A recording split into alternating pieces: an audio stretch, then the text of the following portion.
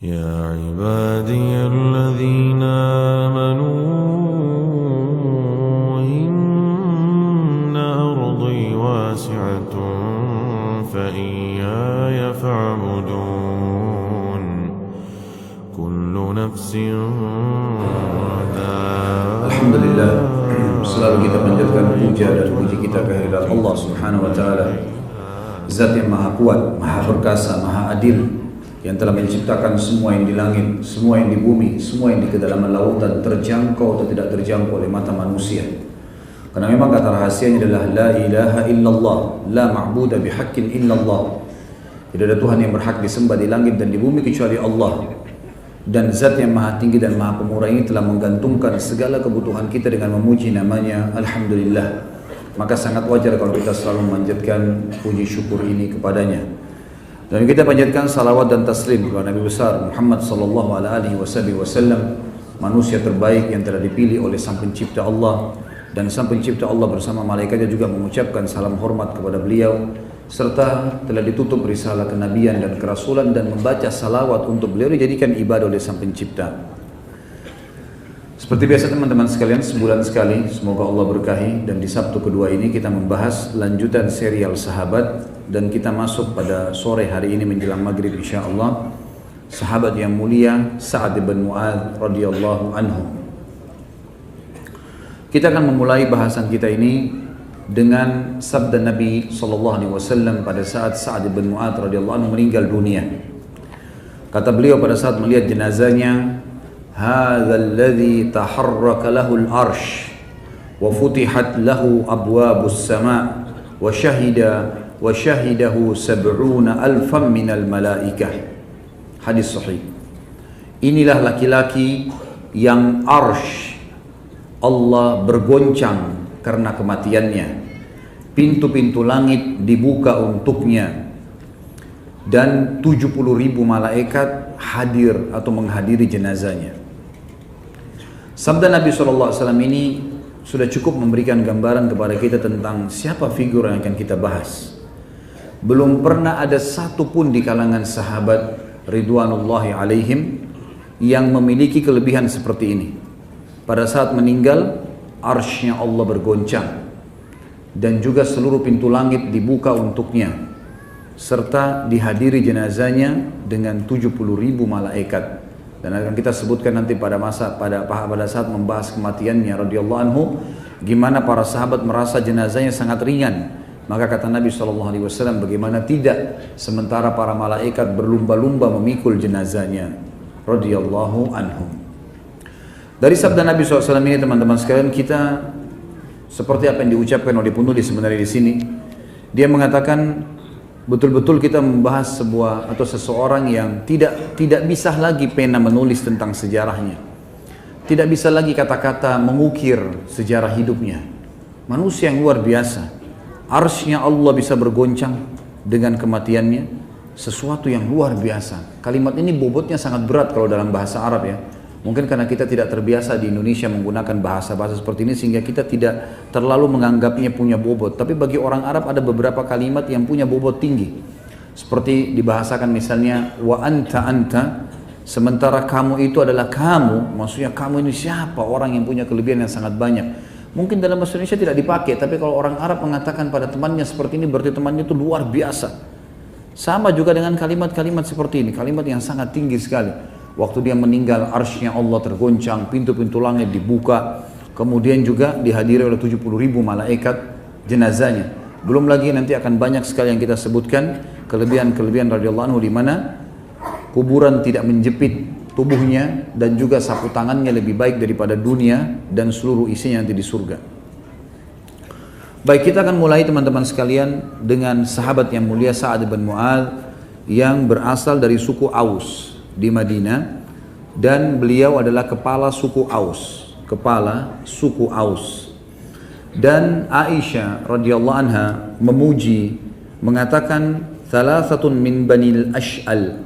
Ash'al adalah istilah bagi suku Aus dan Khazraj, atau lebih dekat suku Aus sendiri. Karena yang kita sering baca dalam Al-Quran, Muhajirin wal Ansar, Kalimat muhajirin adalah istilah bagi sahabat yang hijrah dari Mekah, dan Ansar adalah yang bermukim di Madinah. Ini Ansar punya dua suku induk, Aus dan Khazraj. Aus terkenal dengan keberaniannya dalam peperangan, Khazraj terkenal dengan pertaniannya, kehebatan mereka dalam mengelola perkebunan kurma dan seterusnya. Tapi yang jelas beliau ini adalah kepala suku Aus. Kata Aisyah radhiyallahu anha, 3 orang dari suku Aus ini la ahadan afdala minhum, tidak ada orang yang mengalahkan mereka. Tentu informasi dari Aisyah radhiyallahu anha ini adalah dari Nabi SAW, karena Aisyah menyampaikan kepada umat tentang apa yang Nabi sampaikan kepada beliau, dan beliau sampaikan kepada kita tentang kedudukan 3 orang ini. Sa'ad bin Mu'ad, yang paling pertama Sa'ad bin Mu'ad, yang kedua wa Usaid bin Hudhair, dan Usaid bin Hudhair, wa Abbad bin Bishr, dan Abbad bin Bishr. Dan ini bagi teman-teman yang pegang buku ada di halaman 134. Juga Ibnu Qayyim mengatakan, fil ansari Sa'ad bin Mu'ad bimanzilati Abu Bakar As-Siddiq fil muhajirin. Di kalangan Ansar di Madinah ada orang yang bernama Sa'ad bin Mu'ad, kedudukannya sama dengan Abu Bakar As-Siddiq dari kalangan muhajirin. Sabun nasu lahu la yadurru jihadu. Semua cacian orang terhadapnya tidak akan berpengaruh dan mengubah jihadnya di jalan Allah. La yadurru jihadu fi sabilillah wasyahadatu fi akhir hayatihi, dan juga mati syahid di akhir hidupnya. Maqdamullahi wa rasulih fawqa ridha makhluk, dan selalu mendahulukan Allah dan Rasulnya di atas ridha makhluk-makhluk. Hakama bihukmillahi min fawqi sab'as samawat, dan dialah satu-satunya hamba Allah yang telah berhukum, maksudnya dari kalangan selain nabi-nabi, yang telah berhukum sebuah hukum yang tepat seperti hukumnya Allah dari atas 7 lapis langit. Wa Jibril nazala liyukhbira am mautihi, dan begitu pula Jibril turun untuk memberitahukan kepada Nabi SAW tentang kematiannya. Walidha taharlaka lahul arsh, dan karena itulah arsy-Nya Allah bergoncang karenanya. Teman-teman sekalian, Sa'ad bin Mu'ad memiliki banyak sekali peran, tapi kita akan mulai dengan masuk Islamnya. Pada saat Nabi SAW mengutus Mus'ab bin Umair radhiyallahu anhu, sebagaimana sudah kita pernah bahas panjang lebar kisah Mus'ab radhiyallahu anhu, salah satu dai Nabi SAW ke Madinah dan juga pemimpin pemegang panji di perang Uhud yang terbunuh mati syahid. Beliau sama Hamzah radhiyallahu anhu ajma'in adalah manusia yang termuliakan di perang Uhud. Pada saat lagi datang ke sana, Mu'adz bin Jabal radhiyallahu anhu, lalu beliau berdakwah, dan termasuk yang beliau sudah dakwah adalah Sa'ad ibn Zurarah, ya, atau As'ad ibn Zurarah tepatnya. As'ad ibn Zurarah radhiyallahu anhu. As'ad ibn Zurarah ini sepupunya Sa'ad ibn Mu'adz. As'ad ibn Zurarah ini, asal teman-teman tahu, beliaulah orang yang pertama setelah masuk Islam mendirikan Jumat pertama di Madinah. Dan beliau mendirikan Jumat pertama di rumahnya karena belum ada masjid. Nabi SAW masih di Mekah, dan pada saat itu berkumpul 40 orang di rumahnya bersama beliau. Lalu beliau mendirikan sholat, dan dari situ ulama mengeluarkan sebuah hukum syar'i. Kalau belum ada masjid, kemudian ada orang mau mewakafkan rumahnya jadi masjid, maka bisa jadi masjid tiba-tiba, gitu kan? Karena memang dia boleh mewakafkannya. Seperti kita punya sebuah masjid, rumah sudah tidak dihuni, lalu kita mengatakan ini jadi masjid aja. Diniatkan begitu karena Allah, lalu dijadikan sebagai tempat sholat 5 waktu, dikumandangkan azan, maka menjadi hukum masjid. Walaupun dari awal belum diganti menjadi masjid, karena terambil atau salah satunya hukumnya diambil dari perilaku As'ad bin Zurarah radhiyallahu anhu. As'ad bin Zurarah ini masuk Islam di tangan Mus'ab bin Umair, kemudian dia mendirikan Jumat pertama 40 orang. Tetapi yang perlu digarisbawahi, ulama meluruskan tentang pemahaman sebagian orang mengatakan kalau Jumat syaratnya harus 40 orang karena As'ad bin Zurarah melakukannya 40 orang. Padahal ulama hadis membahas mengatakan 40 orang itu karena pada saat itu memang cuma 40 orang yang ikut Jumat.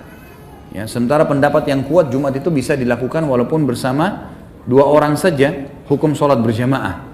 Tentu ini pendapat, ya, ini pendapat di antara ulama. Kalau ada yang mengatakan memang tetap berpegang pada 40 orang, itu adalah hak mereka, gitu kan? Tetapi di sini kita menyampaikan khilaf di antara para ulama.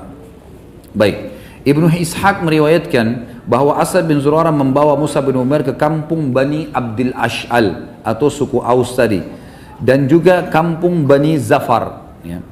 Sa'ad bin Mu'ad adalah sepupu As'ad bin Zurarah. Kemudian As'ad pun mengajak Mus'ab masuk ke dalam kebun milik Bani Zafar. Kemudian di sana ada sebuah sumur namanya Marak. Terjadilah dialog antara Mus'ab bin Umair radhiyallahu anhu, dai Nabi sallallahu alaihi wasallam, yang didampingi oleh As'ad bin Zurarah dengan orang-orang suku Ash'al ini. Gak lama kemudian cukup banyak sekali di antara mereka yang tertarik dengan dakwah Mus'ab, karena Mus'ab menyampaikan agar mereka tidak menyekutukan Allah, memperkenalkan siapa itu Allah, bagaimana Rasulullah SAW sudah jelas disebutkan dalam Taurat dan Injil, ciri-cirinya seperti ini, dan dia telah membawa kebenaran, inilah ajarannya. Waktu itu ada dua suku, kepimpinan suku Ash'al atau Aus, Sa'ad bin Mu'ad yang akan jadi tokoh kita ini, dengan Usaid bin Khudair.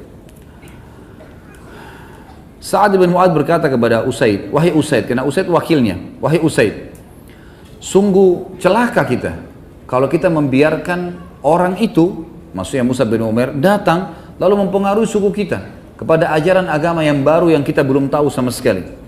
Pergilah dan hardiklah keduanya, berhentikan si Mus'ab bin Umair dan sepupu saya sendiri yang bernama As'ad bin Zurarah. Kalau bukan karena saya punya hubungan kerabat dengan As'ad, maka saya otomatis akan menghukumnya langsung.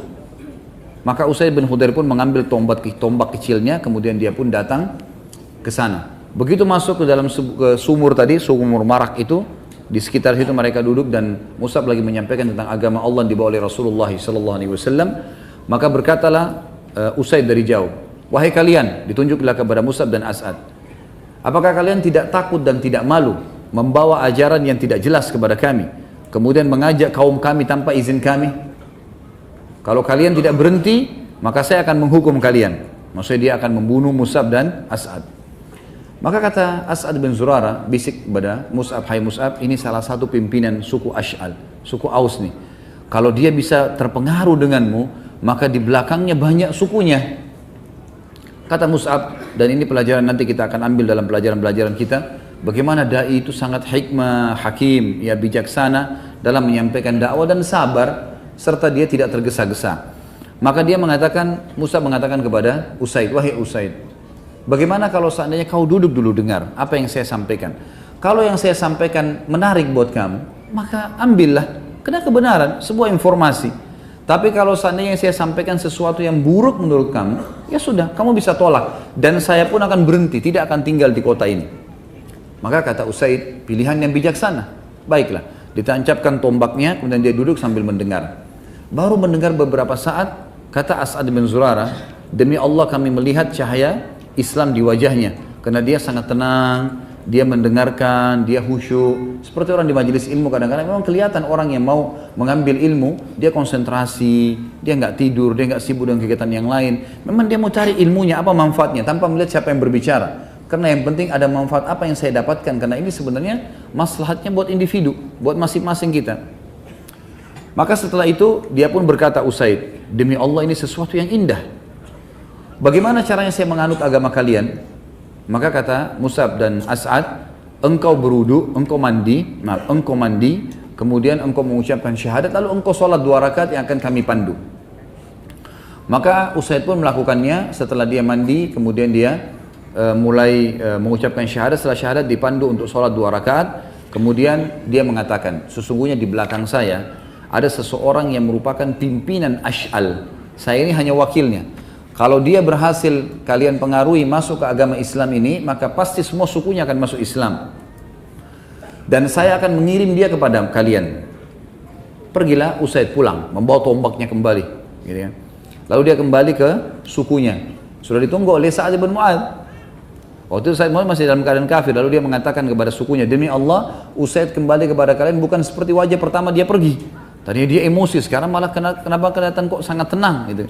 Kemungkinan besar kata ulama menanggapi riwayat ini mengatakan sudah ada cahaya Islam. Karena orang kalau sudah syahadat walaupun berkulit hitam, ada cahaya keimanan, ada cahaya keislaman. Maka dia pun berkata, kata kata Sa'ad bin Mu'ad, hai Usaid, demi Allah kau telah kembali dengan wajah bukan seperti kau pergi. Ada apa sebenarnya? Apa kau sudah menghardik keduanya? Kata Usaid, iya. Saya sudah menghardik keduanya, gitu. Saya sudah mengingatkan, tapi saya disuruh duduk untuk mendengar. Maka saya pun duduk mendengar dan saya melihat tidak ada bahaya dari keduanya. Hanya saja yang kamu harus tahu, selain kamu yang tidak menyukai mereka, ada Bani Harithah, ada satu suku lagi. Memang suku ini saingannya suku Ash'al, gitu kan. Mereka dari luar kota Madinah. Kemungkinan mereka akan datang dan membunuh As'ad ibn Zurarah sepupumu karena dianggap membawa ajaran baru sebagaimana kau sangka. Kalau kau tidak membelahnya, maka dipastikan nanti mereka akan membunuhnya. Maka Sa'ad ibn Mu'adz radhiyallahu anhu mengambil tombak di tangan Usaid lalu kemudian menuju ke sumur Marak tadi. Waktu tiba di sana tidak ada suku Harithah, gitu kan?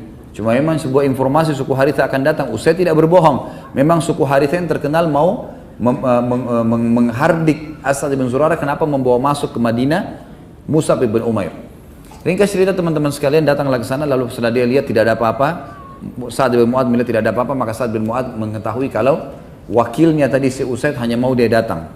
Lalu dia pun menghardik mengatakan, kalian berdua berhentilah menyampaikan ajaran yang tidak kami ketahui dan jangan pengaruhi orang. Kalau tidak saya akan menghukum kalian berdua.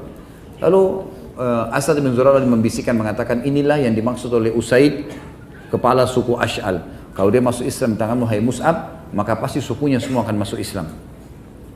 Maka Mus'ab mengatakan, wahai ya Sa'ad, bagaimana kalau seandainya engkau memuliakan majlis kami dengan duduk, kemudian engkau dengarkan, kalau yang kami sampaikan baik menurut kamu, terimalah, karena ini sebuah informasi dan kau tidak rugi apa-apa. Tapi kalau sesuatu yang ini yang kami sampaikan adalah buruk bagi kamu, maka berhentilah, ya, kami akan berhenti dan kami akan keluar dari kota kamu ini. Maka kata Sa'ad, sungguh pendapat yang bijaksana. Baiklah, ditancapkan tombaknya lalu dia dengar. Sama kejadian sama Usaid tadi, baru beberapa saat saja dia duduk, kata As'ad bin Zurarah, demi Allah kami melihat keislaman di wajahnya. Lalu dia pun bertanya bagaimana caranya untuk menganut agama ini. Maka dipandulah oleh Mus'ab dan As'ad mengatakan, engkau mandi kemudian engkau mengucapkan syahadat lalu engkau sholat 2 rakaat yang akan kami pandu. Lalu dia pun melakukannya. Setelah selesai, maka Sa'ad radhiyallahu anhu tidak pakai tunggu, dia lalu kemudian kembali ke sukunya, lalu dia bertanya kepada sukunya berkata, wahai Bani Abdil Ash'al, apakah kalian mengetahui apa yang kalian ketahui tentang diriku? Mereka menjawab, engkau adalah sayyid atau pemimpin kami, engkau orang yang paling kuat silaturahimnya, paling baik pendapatnya, paling berkah jiwanya di antara kami. Orang yang paling baik, orang yang paling sempurna, pokoknya kamu pimpinan kami. Kata Sa'ad, sesungguhnya perkataan kalian semua, laki-laki dan perempuan adalah haram atasku hingga kalian semua beriman kepada Allah dan Rasulnya. Dan ini adalah sebuah fadilah yang sangat besar. Bagaimana seorang muslim tidak menunda untuk berdakwah, dan ini juga akan menjadi manaqibnya Sa'ad radhiyallahu anhu. Begitu beliau syahadat, beliau tahu kebenaran, maka beliau langsung menerima dan langsung mempraktikkan. Dan beliau mengatakan tadi kalimat ini bobotnya berat, maksudnya punya bobot yang sangat baik di kalangan orang-orang Arab. Wajahku dan wajah kalian haram, atau perkataanku dan perkataan kalian haram sampai kalian melakukan begini dan begitu.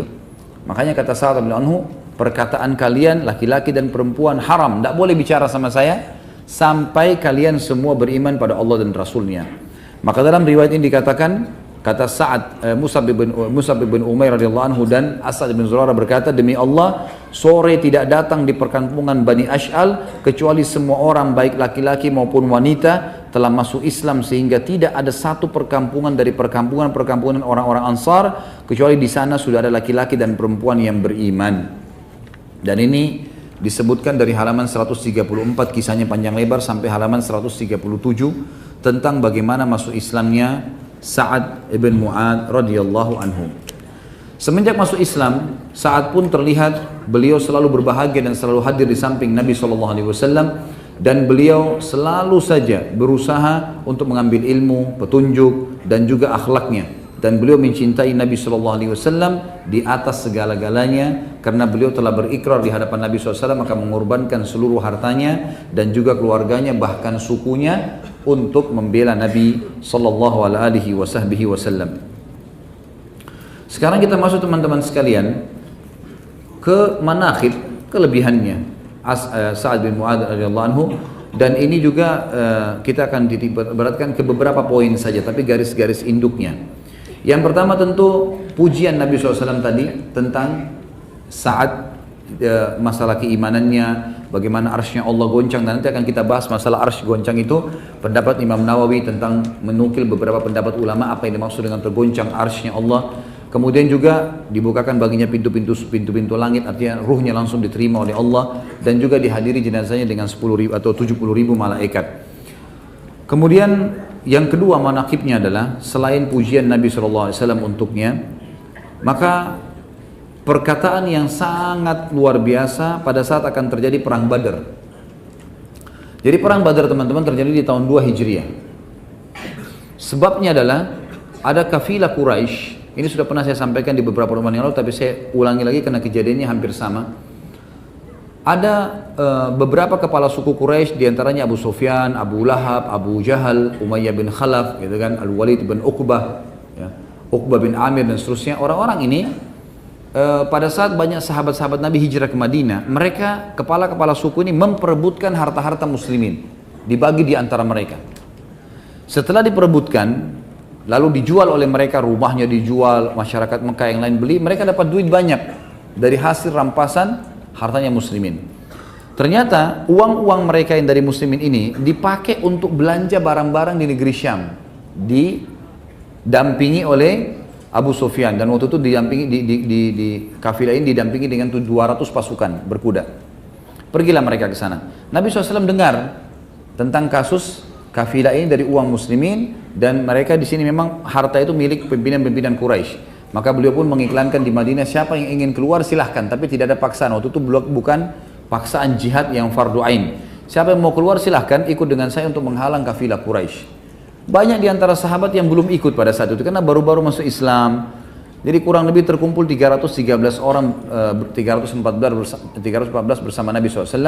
Mereka keluarlah ke sana dengan pakaian yang sangat sederhana. Banyak di antara mereka tidak pakai baju besi, banyak yang tidak bawa perisai, banyak yang tidak bawa topi besi. Mereka hanya sekedar keluar dengan pedang karena yang dihadang cuma kafilah. Dianggap sesuatu yang ringan gitu. Karena 200 orang yang jaga, sementara pasukan muslimin 314 orang, gitu kan? Apalagi dipimpin oleh Nabi SAW, keluarlah mereka. Ternyata Abu Sufyan dengan hikmah Allah mengetahui keluarnya tersebut, keluar Nabi SAW tadi. Lalu dia segera mengirim surat ke Abu Jahal di Mekah, lalu kemudian dia mengajak Abu Jahal untuk memotivasi masyarakat Mekah membentuk pasukan. Semua kepala suku memotivasi sukunya, akhirnya terbentuklah pasukan kurang lebih 1000 orang pada saat itu, 1000 orang. Keluarlah pasukan ini menuju ke wilayah Badr, dan pas kafilah Quraisy lewat di Badr. Jadi kalau saya gambarkan posisinya, ada sebuah gunung di Badr itu. Kalau yang lebih dekat dengan Madinah namanya Udwatid Dunya, kalau yang lebih jauh dari Madinah di sebelah gunung itu namanya Udwatil Quswa, gitu kan. Maka keadaan ini, gunung ini ada dua sisi gunung, dan di antara gunung ini, di bagian belakang ada sebuah lembah yang memutari gunung tersebut, kemudian bertemu titiknya di depan gunung. Ini Allah sebutkan dalam Al-Quran tentang kejadian perang ini. Kata Allah, A'udzubillahi minasyaitonirrajim, idh antum bil udwatid dunya wa hum bil udwatil quswa warrakbu asfala minkum. Ingatlah kejadian pada saat kalian hai kaum muslimin berada di udwatid dunya, di sisi gunung yang lebih dekat dengan Madinah, dan pasukan Quraisy berada di udwatil quswa, di sebelah sisinya gunung. Tapi mereka tidak saling tahu nih kalau ada pasukan di sebelah. Warrakbu asfala minkum, maksudnya kafilah yang dipimpin Abu Sufyan itu melewati lembah yang dekat dengan kalian, tapi tidak ada yang saling ketemu. Pasukan Quraisy tidak tahu kalau kafilah Abu Sufyan lewat di dekatnya, ya, lembah. Mereka juga tidak tahu ada pasukan muslimin tidak tahu kalau di sebelah ada pasukan Quraisy, tidak tahu juga kalau kafilah Abu Sufyan lewat di situ. Dan Abu Sufyan tidak tahu kalau dua pasukannya sudah ada di posisi situ. Dan kata para ulama tafsir, memang betul-betul perang Badar Allah Subhanahu wa taala punya campur tangan di situ untuk menjadikan perang itu terjadi. Ringkas cerita, Abu Sufyan selamat. Abu Sufyan pun mengirim surat ke Mekah, tapi pasukan sudah terlanjur keluar, gitu kan? Kalau kami sudah selamat dan seterusnya, dikirimlah surat lagi ke pasukan orang-orang Quraisy. Abu Jahal bilang kita nggak boleh kembali. Walaupun kafilah sudah selamat, kita sudah sampai di sini, sudah dekat nih. Kita harus serang Madinah. Nabi SAW juga dengan hikmah Allah mendapatkan informasi kalau Quraisy sudah ada. Gitu kan. Terjadilah beberapa kasus waktu pada saat itu yang saya tidak jelaskan sekarang tentang perang Badar, cukup panjang. Antum bisa ikutin di ceramah tentang Sirah Nabawiyah perang Badar, bagaimana Abu Sufyan bisa tahu kalau ada pasukan muslimin karena dari kotoran untah mereka. Karena satu-satunya masyarakat Arab pada saat itu yang memberikan makan unta mereka kurma hanya penduduk Madinah, gitu kan? Karena kurma dianggap makanan mahal pada saat itu, dan makanan kelasnya banyak dan memang makanan yang favorit, ya. Mereka tidak berikan makanan itu kepada hewan mereka, tapi orang Madinah karena banyak sekali kebun kurmanya, jadi mereka memberikan kurma makanan unta mereka. Nah di kotorannya unta itu keluar biji-biji kurma. Abu Sufyan pada saat itu waktu dia mau menyisir lokasi di sekitar situ, dia menemukan ada kotoran-kotoran unta yang di sekitar gunung itu. Dan ditemukan kotoran unta itu pada saat dikorek-korek sama dia, keluar ada biji-biji kurma. Maka dari situ dia tahu kalau ini adalah unta pasukan muslimin, gitu kan. Dia pun akhirnya berjaga-jaga, si Abu Jahal ini yang keluar. Abu Sufyan sudah selamat tadi. Abu Jahal yang keluar, kemudian Abu Jahal pun ya memberitahukan pasukannya kalau di sini sudah ada muslimin. Nabi SAW juga dapat wahyu kalau memang sudah ada pasukan Quraisy di sebelah. Lalu Nabi SAW kumpul dengan para sahabat. Ini sekarang keluar kita targetnya kan kafilah. Kafilah Allah beritakan sudah selamat. Kalau kita kejar, sudah jauh, nggak keburu. Mereka sampai ke Mekah, kita belum sempat mengejarnya. Kemudian pasukan Quraisy keluar 1.000 orang. Sudah ada di sebelah gunung kita nih, sebelah kita. Kita kalau naik gunung ini, nengok ke belakang, sebelah sudah kelihatan. Artinya kita juga tinggal mutar, kita sudah bisa perang sama mereka. Allah memberikan pilihan pada kalian. Bagaimana? Berikan pendapat kalian.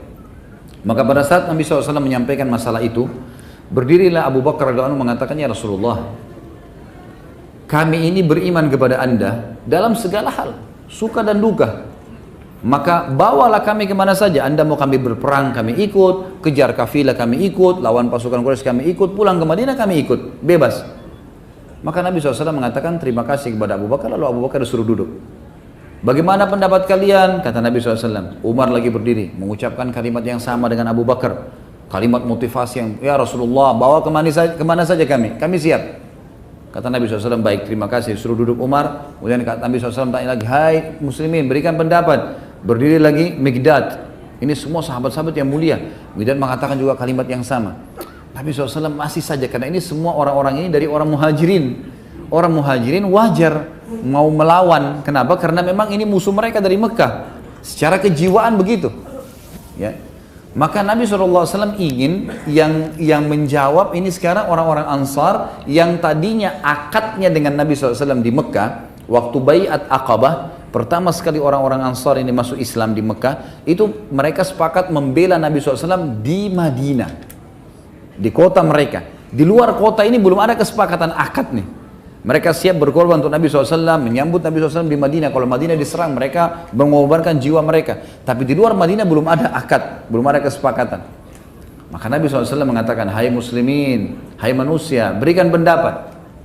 Waktu itu Sa'ad bin Mu'adz radhiyallahu anhu pimpinan orang Ansar. Dan beliau, suku Aus ini secara khusus, suku terkenal militernya Madinah pada saat itu.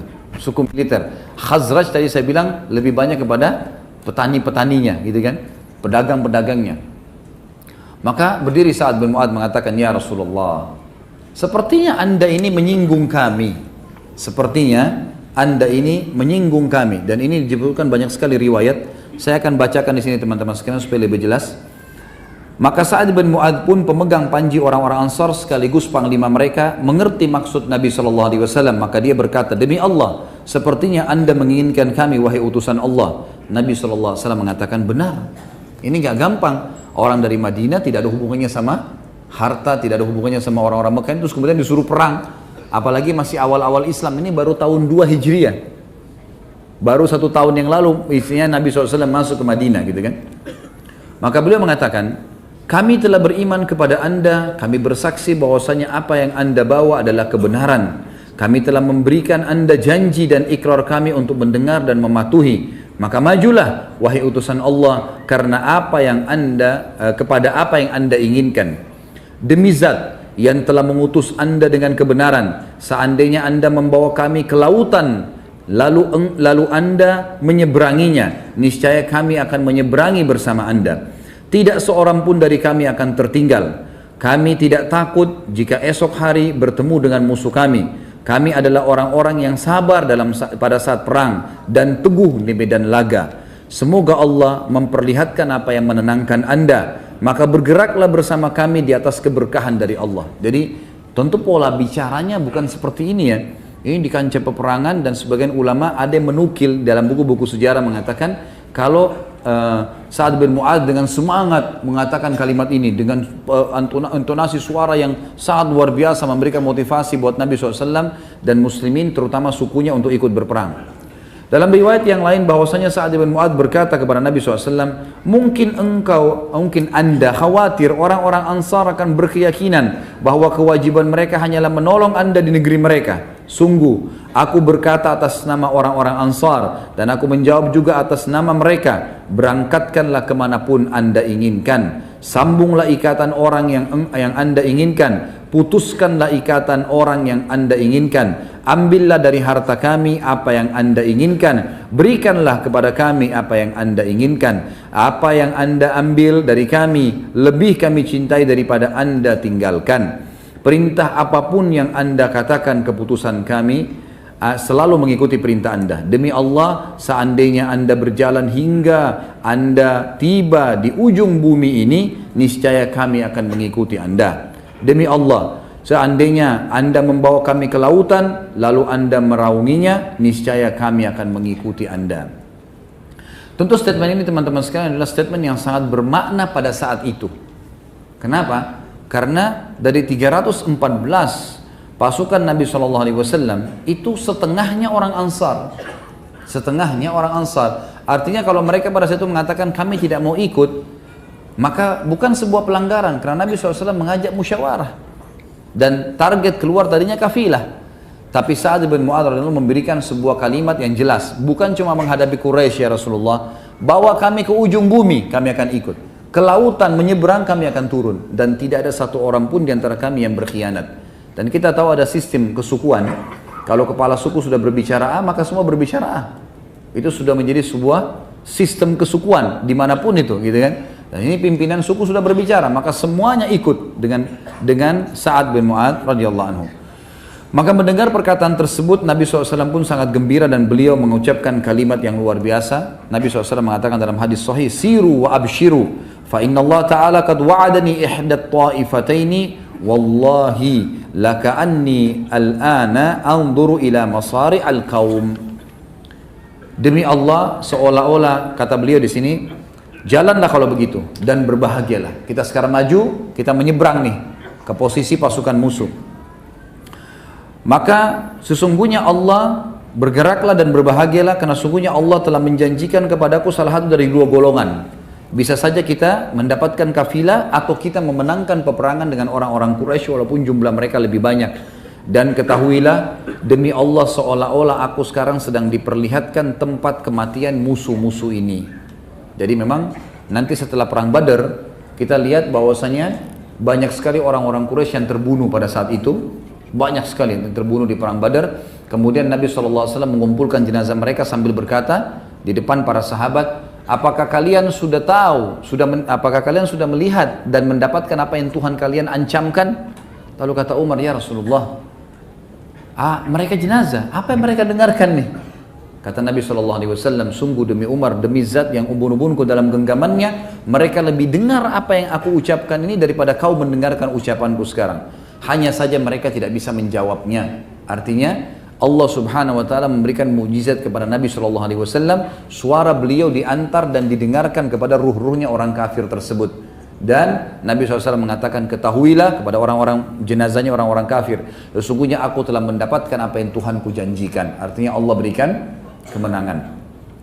Tapi saksi bahasan kita di sini, kita tidak bicara masalah kiprah peperangan karena tidak dinukil dalam buku kita dan buku-buku yang lain tentang pengaruh atau peperangan secara khusus Sa'ad bin Mu'adz di kancah peperangan. Tapi kalau masih ingat, tentu banyak sekali di antara suku-suku beliau yang berpengaruh sekali dalam peperangan. Seperti di perang Badar yang menyebabkan Abu Jahal terbunuh adalah dua orang anaknya Afra, gitu kan? Mu'adz dan Mu'awwidh radhiyallahu anhu ajma'in. Ini dari suku Ash'al memang. Setelah mendengarkan motivasi dari Sa'ad bin Mu'adz akan mendukung peperangan, maka kedua anak muda ini pun segera maju ke depan dan mengatakan kepada Nabi SAW, Anda sudah mendengarkan apa yang dikatakan oleh kepala suku kami, maka kami akan ikut bersama Anda.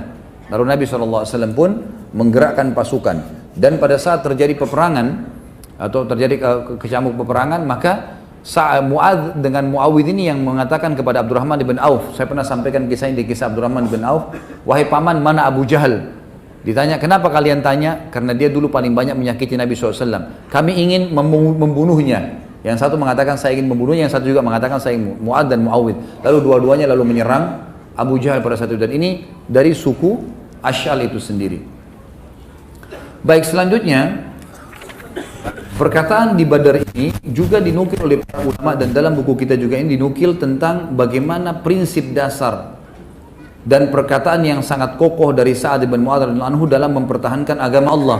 Di antaranya terjadi pada saat kisah dengan suku Ghatafan, ya, suku Ghatafan yang bergabung di perang Ahzab. Itu bisa dilihat di halaman 140 sampai 151. Tentu ini panjang, tapi saya akan bahasakan, sampaikan kepada anda, kepada antum insyaallah. Baik, ada dua suku Yahudi di Khaybar namanya Qainuqa dan Nadhir. Dua suku ini berusaha untuk memotivasi orang-orang Arab. Ada lebih dari 20 suku Arab pada saat itu untuk memerangi Madinah. Berhasil mereka, dan mereka menunjuk Quraisy untuk jadi pemimpin dan Abu Sufyan jadi pimpinannya. Terjadilah perang Ahzab namanya, surah nomor 33 dalam Al-Quran. Ahzab jamak daripada hizb yang berarti kelompok-kelompok gitu kan. Salah satu dari 20 suku Arab yang bergabung, ada satu suku namanya Ghatafan. Ghatafan ini suku dipimpin oleh orang yang sangat bodoh. Sampai kata Nabi SAW, pimpinan mereka ini adalah orang yang sangat bodoh, ya. Orang yang sangat bodoh tapi dia selalu dipatuhi. Dan suku ini dipimpin oleh Uyainah bin Hasan namanya. Uyainah bin Hasan dan Al-Harith bin Auf. Uyainah ini orang yang bodoh sekali. Sampai kata Nabi SAW, Ghabiyu muta'. Ghabi ini orang yang bodoh sekali tapi selalu dipatuhi. Yang akan mengangkat 10.000 pedang di belakangnya. Waktu bergabung dengan pasukan Ahzab, Ghatafan ini mendominasi. Dari 10.000 pasukan yang bergabung di Ahzab, 4.000 dari Ghatafan. Suku-suku lain ini, 20 suku ini semuanya terpecah di 6.000-nya. Jadi mereka sangat besar. Maka Nabi SAW mengirim informasi di malam hari, ada sahabat yang turun dari Khandak, dari parit, kemudian mendatangi suku Ghatafan ini diam-diam. Lalu menemui Uyainah bin Hasan dan juga tadi salah satunya Al-Harith bin Auf. Lalu dia mengatakan, Rasulullah SAW ingin bertemu kalian, mau negosiasi, mau ketemu nggak? Oke, mau. Baik. Diturunkanlah tangga, pada saat itu dibuat dari tali. Kemudian mereka turun malam hari, mengindap-ngindap, kemudian sampai masuk ke Madinah. Lalu Nabi SAW temui mereka. Nabi SAW negosiasi. Kata Nabi SAW, di depan dua orang pimpinan Ansar, Sa'ad ibn Mu'adz yang pimpinan Aus ini, dan ada Sa'ad ibn Ubadah, ini pimpinan suku Khazraj. Orang-orang tadi perkebunan, orang-orang perkebunan, ini pimpinannya. Dua-duanya. Lalu kata Nabi SAW, wahai Uyainah, pulanglah, bawa pasukanmu yang 4.000 itu, tidak usah ikut-ikutan menyerang Madinah, dan kami akan memberikan untukmu sepertiga dari hasil Madinah. Hasil Madinah kami berikan kepada kamu, sepertiganya. Kalau kami panen kurma, kami akan berikan kepada kamu. Peternakannya juga begitu, sepertiganya. Negosiasi, gitu kan? Silakan kamu ambil, tapi syaratnya kamu bubar, jangan ikut di sini. Pada saat itu Uyainah, karena dia orangnya sangat tamak, dia mengatakan tidak, saya nggak mau. Saya akan bergabung dengan pasukan Quraisy. Gitu. Saya akan merebut Madinah. Kamu tidak punya kekuatan. Nabi SAW sempat mengatakan, bagaimana kalau setengah Madinah? Setengah Madinah kau ambil, gitu kan? Yang penting kamu bubar. Dia bilang tidak, saya nggak mau, gitu kan? Kalaupun saya mau ambil, maka saya akan ambil seluruh hasil Madinah. Maka Nabi SAW pada saat itu merasa orang ini luar biasa tamaknya. Beliau pun menghadap kepada Sa'ad ibn Mu'adz dan Sa'ad ibn Ubadah, dua-dua orang ini, dua pimpinan Ansar ini. Bagaimana pendapat kalian? Sa'ad ibn Ubadah tahu kalau pimpinan perang di Madinah adalah Sa'ad ibn Mu'adz. Jadi dia tidak bicara, dia kepala suku Khazraj, banyak petani, pengebun gitu kan. Lalu dia bilang, silakan Sa'ad ibn Mu'adz sampaikan. Maka beliau pun berkata pada saat itu, Sa'ad ibn Mu'adz berkata, wahai Rasulullah, dulu, maksudnya sebelum masuk Islam, suku Ghatafan ini sama-sama kami dalam kemusyrikan. Depannya Uyainah dan Al-Harith, dua-dua pimpinannya. Ini dua orang ini, dan sukunya dulu Ghatafan ini, dulu sama-sama kami di masa jahiliyah. Mereka sama sekali tidak pernah bisa makan sebutir kurma pun dari Madinah, sebutir kurma dari Madinah, kecuali menjadi tamu kami atau beli, transaksi jual beli. Dulu di zaman jahiliyah, mereka tidak berani sama sekali menyerang Madinah dan tidak pernah bisa mengambil satu butir kurma dari Madinah kecuali jadi tamu, maksudnya terhormat, datang, dilayani, atau transaksi jual beli. Bagaimana setelah kami beriman kepada Anda, Allah mengutus kepada Anda kepada kami telah beriman kepada Allah dan Rasulnya, dan kami telah meyakini tentang kebenaran Islam, dan Anda membimbing kami, lalu kami mau memberikan harta kami kepada mereka, maka kami tidak perlu itu semua. Demi Allah, kami tidak akan memberikan apapun kepada mereka kecuali pedang, sehingga Allah menetapkan di antara kami dengan mereka. Dalam riwayat lain dikatakan, Sa'ad bin Mu'adz sempat berkata, ya Rasulullah, saya ingin tanya, apakah yang Anda sampaikan negosiasi sama Ghatafan ini wahyu dari langit sehingga kami patuh dan kami tidak punya pilihan lain, atau memang sebenarnya strategi perang yang Anda sampaikan? Ini adabnya. Sa'ad bin Mu'adz tanya dulu dalam riwayat ini yang benar, ini yang riwayat yang lebih kuat. Maka kata Nabi SAW, strategi perang ini bukan wahyu. Maka kata Sa'ad bin Mu'adz, kalau begitu ya Rasulullah, izinkanlah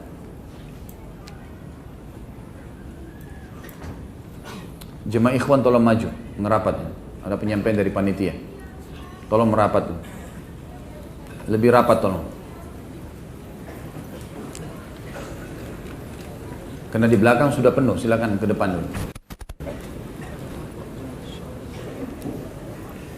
Ya, bisa merapat ke kiri kanan. Dan di daerah gorden, pemisah hijabnya jangan disandarin kalau ada yang sampai ke sana. Jangan sampai gordennya jatuh ke tempat akhwatnya. Baik, merapat. Jazakumullah khair.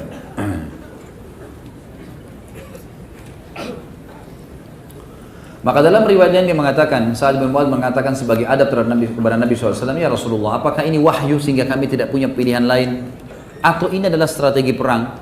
Kata Nabi SAW, strategi perang. Strategi perang, gitu. Maka kata Sa'ad bin Mu'adz, kalau begitu ya Rasulullah, ketahuilah suku Ghatafan ini di depan pimpinannya, dan dua orang ini ditunjuk, dua orang pimpinan mereka, gitu kan, yang sudah pakai baju perang, yang memang menganggap mereka akan menang karena 10.000 orang akan menyerang Madinah, dan 10.000 semua penunggang kuda. Kalau kita sekarang 10.000 tank, gitu kan. Maka dua orang ini walaupun dengan baju perangnya tidak pernah memakan sebutir kurma dari tempat kami kecuali karena jadi tamu, itu pun kalau kami mau jamu sebagai tamu atau transaksi jual beli. Bagaimana setelah kami beriman kepada Allah dan Rasulnya, dan Anda membawa agama Islam ini kepada kami dengan kemuliaan, lalu kami akan memberikan kepada mereka? Demi Allah ya Rasulullah, kalau ini strategi perang, kami tidak akan memberikan kepada mereka satu butir kurma, bukan setengah penghasilan Madinah, satu butir kurma kami tidak akan kasih. Dan antara kami dengan mereka, ditunjuk dua orang itu pimpinannya, hanya pedang ya Rasulullah, nggak ada lagi main-main. Walaupun Madinah waktu itu terdesak sekali ya. Kondisi perang Ahzab, teman-teman, kalau antum ikuti ceramah di YouTube tentang perang Ahzab, panjang lebar saya ceritain tentang ayat-ayat yang turun dan segalanya. Itu kondisinya Madinah mencekam sekali pada saat itu.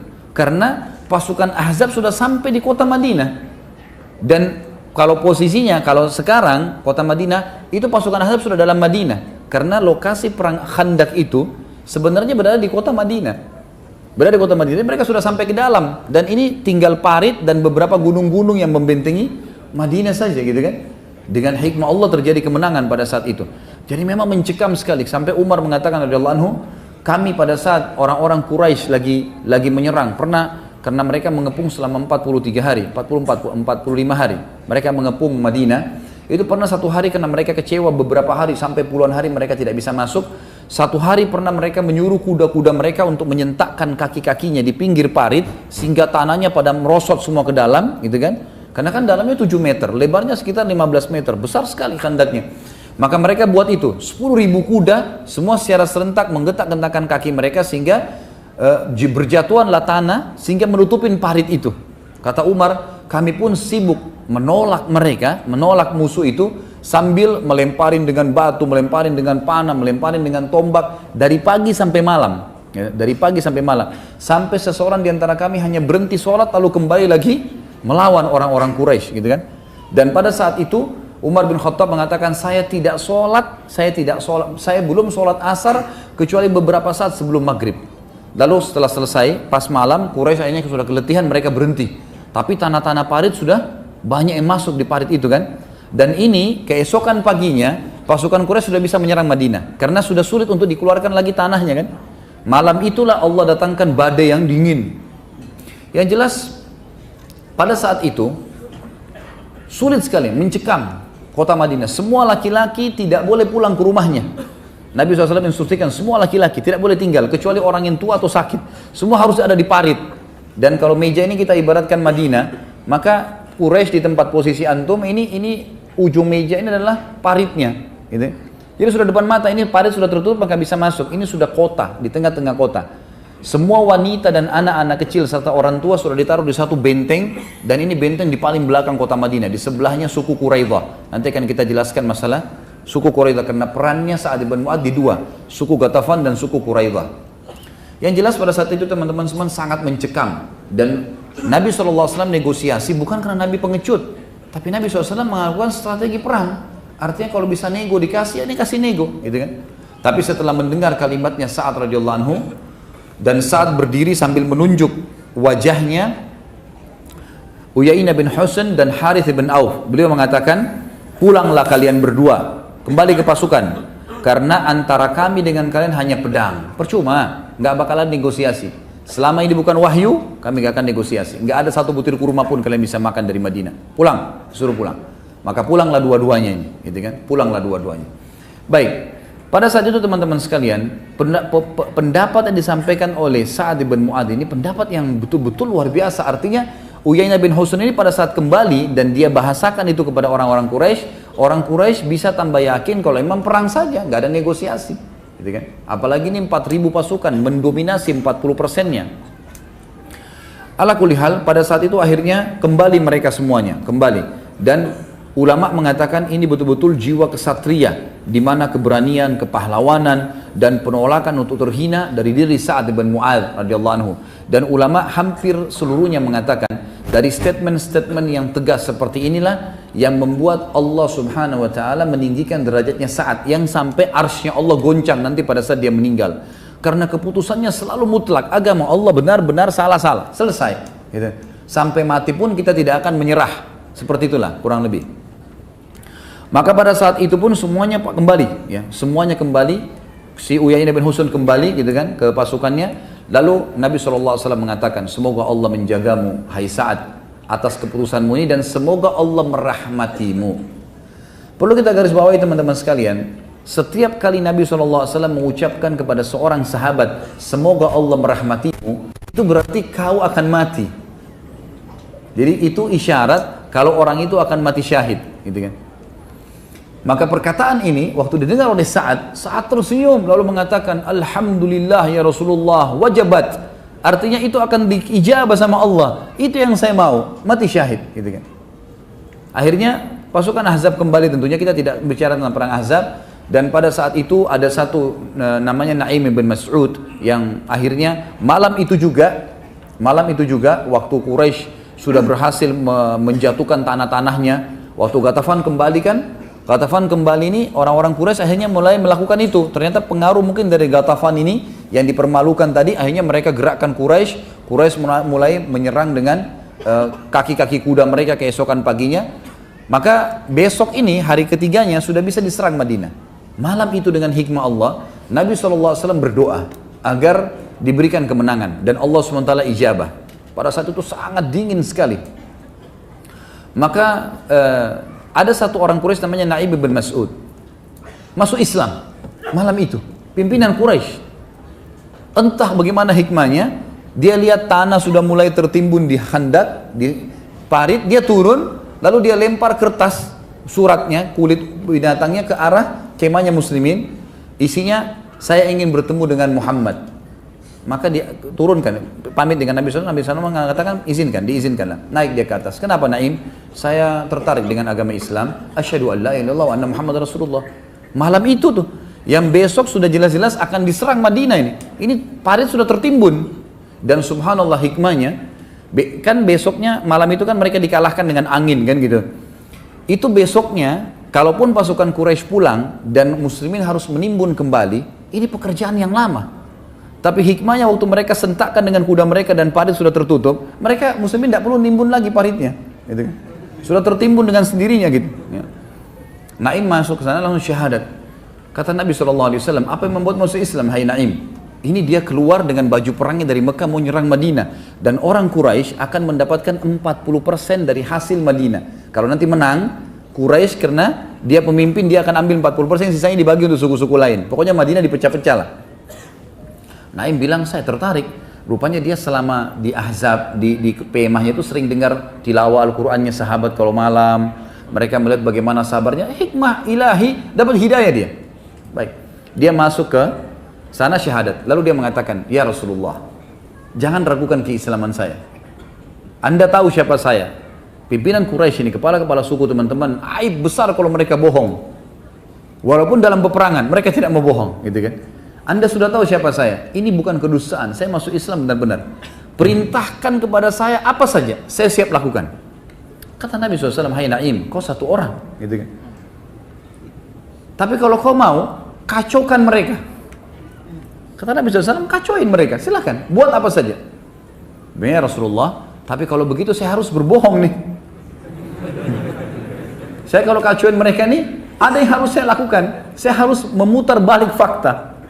Kata Nabi SAW, peperangan, silahkan. Kan kita sudah tahu hadis Nabi kan, ada 3 hal yang boleh berbohong. Tapi bohongnya ini memang untuk strategi perang, bukan bohong yang seperti negatif biasa orang lakukan. Maka Naim pun kembali ke pasukan Quraisy, dia kumpul. Dia bilang, ayo kumpul semua orang-orang Quraisy, kumpul semua. Kumpul semua lalu dia mengatakan, hai Quraisy. Maaf, dia pertama bukan ke Quraisy. Dia ke suku Quraidah. Jadi kalau ini meja Madinah, ini depan semuanya parit, di ujung parit sebelah sana itu ada bentengnya suku Quraidah, suku Yahudi. Jadi Qainuqa dan Nadir yang sudah diusir dari Madinah, itu yang membentuk pasukan Ahzab dari luar. Ini suku Quraidah di pinggir sana. Ini satu-satunya jalan untuk masuk. Nanti kita akan bahas Quraidah sebentar. Yang jelas teman-teman sekalian, Quraidah ini pintu masuk. Dan besok Quraisy sudah sepakat, ini pasukan lewat parit, ada juga yang lewat bentengnya Quraidah untuk masuk ke Madinah. Jadi besok ini sudah kemenangan. Yang terjadi, Naim datang ke Quraidah. Lalu teriak dari depan, saya mau ketemu pimpinan kalian. Mereka lihat Naim ini orang nomor 2 setelah Abu Sufyan. Jadi Abu Sufyan mati, Naim ini yang pegang pimpinan, gitu kan? Maka si Naim ini kemudian bilang, ketemu sama orang-orang Quraidah, apakah kalian berpikir, perlu kalian tahu, orang-orang Quraisy ini sudah jenuh, 40 hari lebih tidak pernah berhasil menembus Madinah, gitu kan? Melalui kalian pun besok mungkin bisa berhasil, mungkin tidak. Tapi ketahuilah, kalau Quraisy sempat pulang ke Mekah, pasukan Ahzab bubar, kalian akan habis dibantai sama muslimin. Karena kalian berkhianat. Karena Quraidah ini punya akad, kesepakatan dengan Nabi membela Madinah, tidak akan berkhianat. Karena 2 suku teman mereka, Qainuqa dan Nadir sudah diusir dari Madinah karena berkhianat, kan gitu. Maka kata Naim, kalau kami pulang semua ini, kalian akan habis dibantai oleh muslimin, gitu. Ini bahaya, kalian tidak akan bisa membela diri. Betul juga, apa saran kamu? Kata orang-orang Quraisy, apa saran kamu? Dia bilang, saran saya, ambil 10 orang Quraisy, minta pimpinan mereka bergabung di pasukan kalian untuk nyerang besok. Supaya kalau Quraisy lari, mereka tidak berani lari karena ada 10 pimpinannya di sini.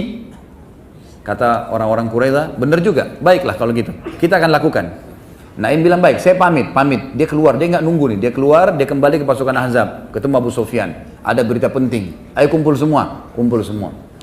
Kumpul semua, lalu kata Naim, bagaimana kedudukan saya di sisi kalian? Oh, kau pimpinan kami, kamu begini, kamu begitu. Siapa yang tidak percaya? Kalian tahu kan bagaimana musuhnya saya sama Muhammad? Oh iya, ini orang paling musuh, gitu kan?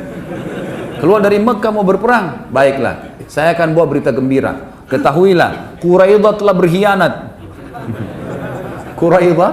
berkhianat. Mereka mau memperbaharui akadnya dengan Muhammad karena mereka takut kalau kalian pergi mereka akan dibantai. Sebagai bukti, mereka sebentar lagi akan datang meminta dari kalian 10 orang pimpinan kalian yang ikut dengan mereka, yang untuk mereka jadikan tumbal serahkan ke kaum muslimin, kan? Maka Abu Sufyan jeli. Abu Sufyan bilang begini, sebentar dulu Naim, saya akan ke Quraidah, pastikan. Dia jeli, dia nggak mau langsung percaya. Baiklah, kata Naim, silahkan. Pergilah ke sana, pamit, ketemu. Begitu ketemu, si Quraidah sudah terpengaruh dengan perkataan Naim. Abu Sufyan juga sudah terpengaruh, cuma ini mempertemukan saya. Dengan hikmah Allah, si Abu Sufyan bilang, besok kita akan nyerang ya. Ingat, pintu gerbang kalian jangan ditahan. Kita udah akan kirim pasukan masuk ke sini. Kami juga dari parit, gitu kan. Orang-orang Quraisy bilang, sebentar dulu. Kalau kami dari dalam benteng kami, gampang. Kami mudah, tinggal keluar, buka benteng, bisa nyerang. Tapi harus ada dari pasukan kalian yang ikut. Kirimlah kepada kami 10 orang pimpinan kalian. Yang bergabung di sini, gitu kan. Abu Sufyan bilang, berarti Naim benar nih. Kembali dia, Abu Sufyan kembali. Malam ini bubar. Pulang semua, gitu kan. Nggak ada peperangan besok. Quraisy sudah berkhianat, berarti kita cuma lewat parit, gitu kan. Lewat sana nggak bisa, padahal ini memang jembatan langsung masuk ke dalam Madinah kan. Waktu itu pun akhirnya berkumpul dan semua orang sudah bicara, pulang, orang semua berbulan. Ternyata memang orang-orang Quraisy ini sudah sumpah. 45 hari menghubungkan. Pada saat Abu Sufyan bilang bubar semua, semuanya bubar, gitu kan. Waktu mereka lagi kemas-kemas, Allah datangkan badai angin yang kencang, sangat dingin, membongkar semua kemah-kemah mereka, hewan-hewan mereka terbongkar, gitu kan. Akhirnya terbongkarlah, mereka pulang semuanya. Waktu mereka pulang, mereka balik semuanya, maka Quraidah pun akhirnya terpengaruh dengan perkataan tadi, kayaknya betul nih. Kita akhirnya sekarang sudah menghadapi muslimin, gitu kan. Keputusannya ada sebentar. Nah, keputusan Quraidah ada di tangan Sa'ad bin Mu'adz. Kita akan jelaskan sebentar, gitu kan. Tapi akhirnya tidak jadi perang Ahzab dan berawal dari masalah tadi kasus Naim bin Ghatafan yang ditolak oleh Sa'ad bin Mu'adz, kemudian terjadilah kasus Naim bin Mas'ud radhiyallahu anhu ajma'in. Baik. Ini yang disebutkan dalam buku kita, tapi sebagian besar kisahnya saya tambahkan supaya lebih jelas. Kemudian juga ada peran yang sangat besar dalam mengambil keputusan untuk suku Quraidah tadi. Suku Quraidah ini teman-teman sekalian, waktu Ahzab sudah bubar semua, sudah selesai peperangan. Mereka punya 700 personil perang. Ini semua prajurit pilihan, 700 orang. Jumlah orang yang ada di benteng itu tidak kurang dari 3.000-4.000 orang. Termasuk perempuan dan anak-anaknya. Maka 700 orang ini memang pasukan khususnya.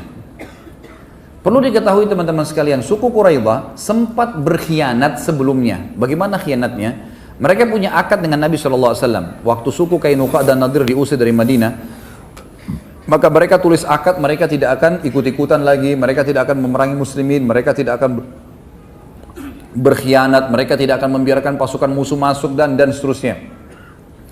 Sempat Nabi SAW curiga dengan suku Quraidah sebelum terjadi tadi masuk Islamnya Naim. Kita review kembali kisahnya. Maka sempat Nabi SAW curiga dengan suku Quraidah. Ini ada apa Quraidah nih? Diutuslah Sa'ad ibn Mu'adz dengan Sa'ad ibn Ubadah. Dua orang tadi yang memang berhadapan dengan Ghatafan, gitu kan? Suku Ghatafan pergi ke sana. Waktu mereka tiba di depan benteng, ternyata di dalam benteng ini ada kepala suku Qainuqa dan Nadir, tepatnya suku Nadir, namanya Huyai bin Akhtab. Ini siapa ini? Ini sebenarnya mertuanya Nabi ya, karena anaknya dinikahi oleh Nabi SAW, Sofia. Tapi dia meninggal di perang, dia meninggal dalam keadaan kafir di perang pada saat Nabi SAW menyerang Khaybar. Dia waktu itu datang ke suku Quraidah lalu dia bilang, "Hai Quraidah, buka pintumu," gitu kan? Kepala sukunya nggak mau buka, enggak, jangan dimasuk, jangan dengar apapun kalimat dari orang ini. Dia telah berkhianat dari Muhammad, nanti kita juga diajak berkhianat. Tapi akhirnya tetap aja dia negosiasi, saya cuma mau masuk, dengarkan, kalau baik kau ambil, kalau enggak usah. Gitu. Baiklah, dibukain pintu gerbang, lalu kemudian dia terus memotivasi, si Oyang ini memotivasi kepala suku Quraidah, ayo, untuk apa kamu tidak berkhianat? Ini saya sudah bawa 10.000 orang pasukan. Pasukan Muhammad aja, pasukan Madinah waktu itu yang siap perang, mungkin sekitar kalau dikumpul semua 5.000 orang lah, gitu kan. Ini Ahzab double, ini pasti menang, kita sudah menang, maka harus kamu berkhianat. Berkhianatlah mereka.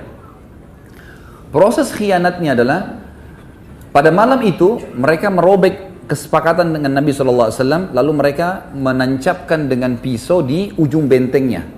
Jadi orang muslimin kalau lewat lihat, oh itu kesepakatan sudah dirobek, kesannya begitulah. Pada malam itu karena lagi baru ditancapin, mereka belum diiklankan ke muslimin. Ada di antara mereka mungkin sekitar 10 orang pasukan-pasukan spesialnya, khususnya gitu, prajurit khususnya, yang ahli dalam menjati benteng segala, mereka bilang, begini aja, di sebelah benteng kita, benteng Quraidah di sebelahnya ada satu benteng, benteng ini yang ditaruh seluruh wanita muslimin, seluruh harta muslimin, anak-anak kecil, orang tua, semua di situ ditaruh. Jadi kalau pasukan kalah, ini masih ada benteng untuk berlindung gitu. Kita naik ke atas benteng, kemudian kita cek di situ. Naiklah, kelilinglah mereka 10 orang ini. Tante Nabi SAW bernama Sofia radhiyallahu anha, ibunya Zubair bin Awam, gitu kan? Yang Zubair bin Awam sangat luar biasa keberanian, ini dibina oleh Sofia. Sofia bilang kepada Hassan bin Thabit, penyairnya Nabi, umurnya sudah 80 tahun sekian waktu itu. Hai Hassan, ini beberapa orang itu mata-mata Yahudi, semuanya mahir berperang, lawanlah dia. Kata Hassan, saya orang tua dan saya penyair, saya tidak bisa perang, gitu kan? Maka Sofia pun memakai baju perang laki-laki, kemudian beliau berdiri di dekat benteng, melihat jadi kalau benteng itu tinggi zaman dulu kan di atas ada tempat untuk naiknya. Dia sembunyi di situ. Maka naiklah, ada satu orang dari 10 orang Yahudi ini naik memantau dulu. Begitu naik, oleh Sofia sudah disiapin satu besi bendera ya, yang biasa dipakai untuk pasang bendera. Kemudian juga dia memegang satu pisau kecil ya. Kemudian pada saat prajurit Yahudi ini naik, dipukul kepalanya dengan besi itu, lalu kemudian oleh Sofia dipotong lehernya, gitu kan. Jadi luar biasa, dia langsung memotong leher orang Yahudi ini. Tentu keadaannya bukan kayak sekarang ya, kita nggak bisa bayangkan, posisi pada saat itu luar biasa. Wanita pun mungkin yang tidak berani jadi berani, karena ini kalau 10 orang berhasil masuk dan memberitahukan kepada Quraidah, maka satu benteng ini diambil, perempuan-perempuannya segala, muslimat, dan akhirnya mengganggu konsentrasi Nabi dan sahabat yang lagi melawan di depan parit gitu ya. Maka diambil, kemudian Sofia naik ke ujung benteng, mengangkat kepalanya, kepala Yahudi tadi itu, mengangkat kepalanya yang dipotong itu, diangkat, kemudian dilempar ke bawah. Begitu orang-orang Yahudi yang 9 orang lihat kepala temannya terputus gitu kan, maka mereka bilang, kayaknya benteng ini penuh dengan prajurit gitu. Padahal tidak ada orang, tidak ada perempuan, tidak ada laki-laki, maksudnya orang-orang tua, nggak ada prajurit. Akhirnya mereka tidak jadi menyerang benteng pada malam itu. Itu hikmah ilahi, perannya Sofia radhiyallahu anha bagaimana bisa menahan itu. Yang jelas teman-teman sekalian, keesokan paginya orang-orang Yahudi sudah mau membuka benteng dan seterusnya. Datanglah Sa'ad bin Mu'adz dan Sa'ad bin Ubadah diutus oleh Nabi SAW, coba lihat keadaannya suku Quraidah. Ada pengkhianatan enggak? Begitu mereka mendekat, dekat benteng, lalu berteriak, hai Quraidah, sekutu kami. Memang sekutunya orang-orang Ansar ya, terutama bersekutu sama Khazraj di pertanian, di perkebunan, sekutu dengan Aus di militernya, gitu kan. Baik, kata Sa'ad bin Mu'adz, hai Quraidah, sekutu kami, bukalah pintu gerbang kalian. Maka tiba-tiba dari atas prajurit biasa ya, bukan pimpinan suku, teriak-teriak, kalian mau apa? Nggak ada urusan sama kami, urusan kalian sama kami hanya pedang, kami akan berperang melawan kalian dan seterusnya. Kata Sa'ad bin Ubadah, hai Quraidah, berkhianatkah? Gitu kan? Maka kami akan menyerang kalian, kami akan mencaci maki kalian, kami akan gini dan seterusnya. Kata mereka, kami bukan cuma berkhianat, kami akan merebut seluruh harta-harta kalian. Kata orang-orang Quraidah. Lalu kata Sa'ad bin Mu'adz, memegang tangan Sa'ad bin Ubadah, tidak usah dibalas, udahlah, kita sudah tahu keputusannya, tunggu saja, Allah akan datangkan keputusan yang tepat buat mereka. Garis bawahi kalimat ini ya, Allah akan ambilkan keputusan tepat buat mereka. Nanti ini ada hubungannya dengan keputusan Sa'ad bin Mu'adz untuk membunuh 700 pasukannya Quraidah nanti, pada saat mereka sudah terkalahkan. Maka kembalilah keduanya. Setelah kembali, tentu kembalilah kepada kisah Naim tadi, terjadi semuanya pembebasan, pasukan Ahzab bubar segalanya. Sekarang tinggal masalah kasus Quraidah. Nabi SAW pun langsung pada saat pulang ke rumah beliau SAW, setelah Ahzab bubar semua di pagi hari, di waktu duha, semuanya kelihatan dari tepi parit, ternyata sudah bubar semuanya, tidak lagi Ahzab, tidak ada pasukan, kemah mereka hancur semua, kendi-kendi mereka pecah. Dia pasukan sudah nggak ada. Maka Nabi SAW pulang ke rumah. Dalam riwayat Bukhari dikatakan Nabi SAW kemudian mandi. Ya. Kemudian terdengarlah suara Dihya al-Kalbi radhiyallahu anhu yang mengetuk rumah Nabi SAW. Ada dua riwayat. Riwayat yang pertama, Dihya al-Kalbi mengatakan waktu Aisyah buka pintu, wahai Aisyah, di mana Rasulullah? Kata beliau, Rasulullah SAW lagi membersihkan tubuhnya. Karena sudah berhari-hari menghadapi peperangan, beliau pun membersihkan tubuhnya. Kata dia, beritakanlah kalau Dihya ingin ketemu. Itu riwayat yang pertama. Riwayat yang kedua, Nabi SAW mendengar suara Dihya dari depan sambil mengatakan, ya Rasulullah, Maka Nabi SAW spontan menutup kembali badannya sebelum mencuci badan beliau SAW, memandi, menutup kembali dengan baju perang, dan Aisyah mengatakan, saya pun kaget dan mengatakan, ya Rasulullah, ada apa? Kata Nabi SAW, dia adalah Jibril. Jibril menjelma menjadi Dihyal Kalbi radhiyallahu anhu. Kemudian waktu dibuka pintu, kata Jibril alaihissalam yang menjelma, hai Muhammad, apakah kalian sudah membuka baju-baju perang kalian, sementara kami para malaikat belum membuka baju-baju kami sampai kami tiba di sana, ditunjuk bentengnya Quraidah, gitu kan? Perintah Allah, gitu. Maka Nabi SAW segera iklankan, tidak ada muslimin yang boleh istirahat malam itu juga kecuali di Quraidah. Datang ke sana semuanya. Pagi itu tidak ada yang boleh istirahat kecuali semuanya di Quraidah. Semuanya pergi ke sana. Nabi SAW jalan sampai kata para sahabat, kami pun melihat Nabi SAW bergegas dengan cepat menuju ke sana, gitu kan? Lalu setiap tiba di satu suku Ansar, ada cabang-cabang suku, ditanya, apakah ada orang yang lewat di sini? Mereka mengatakan Dihyal Kalbi, menggunakan kuda yang besar dan ada pelanahnya diselimuti dengan bludur warna biru. Kata Nabi SAW, itu Jibril, segera kejarlah ke sana, kejar di sana. Seluruh muslimin disuruh gabung di Quraidah pada saat itu. Sampai Nabi SAW mengatakan, jangan ada yang sholat asar pada saat itu kecuali di Quraidah. Kalaupun telat, jalan ke sana, karena cukup jauh di ujung Madinah. Iklankan semua, maka sahabat semua pada jalan. Ada yang sempat sholat asar di perjalanan, ada yang sholat asar pas tiba di sana. Belum sholat asar, sudah maghrib, gitu kan?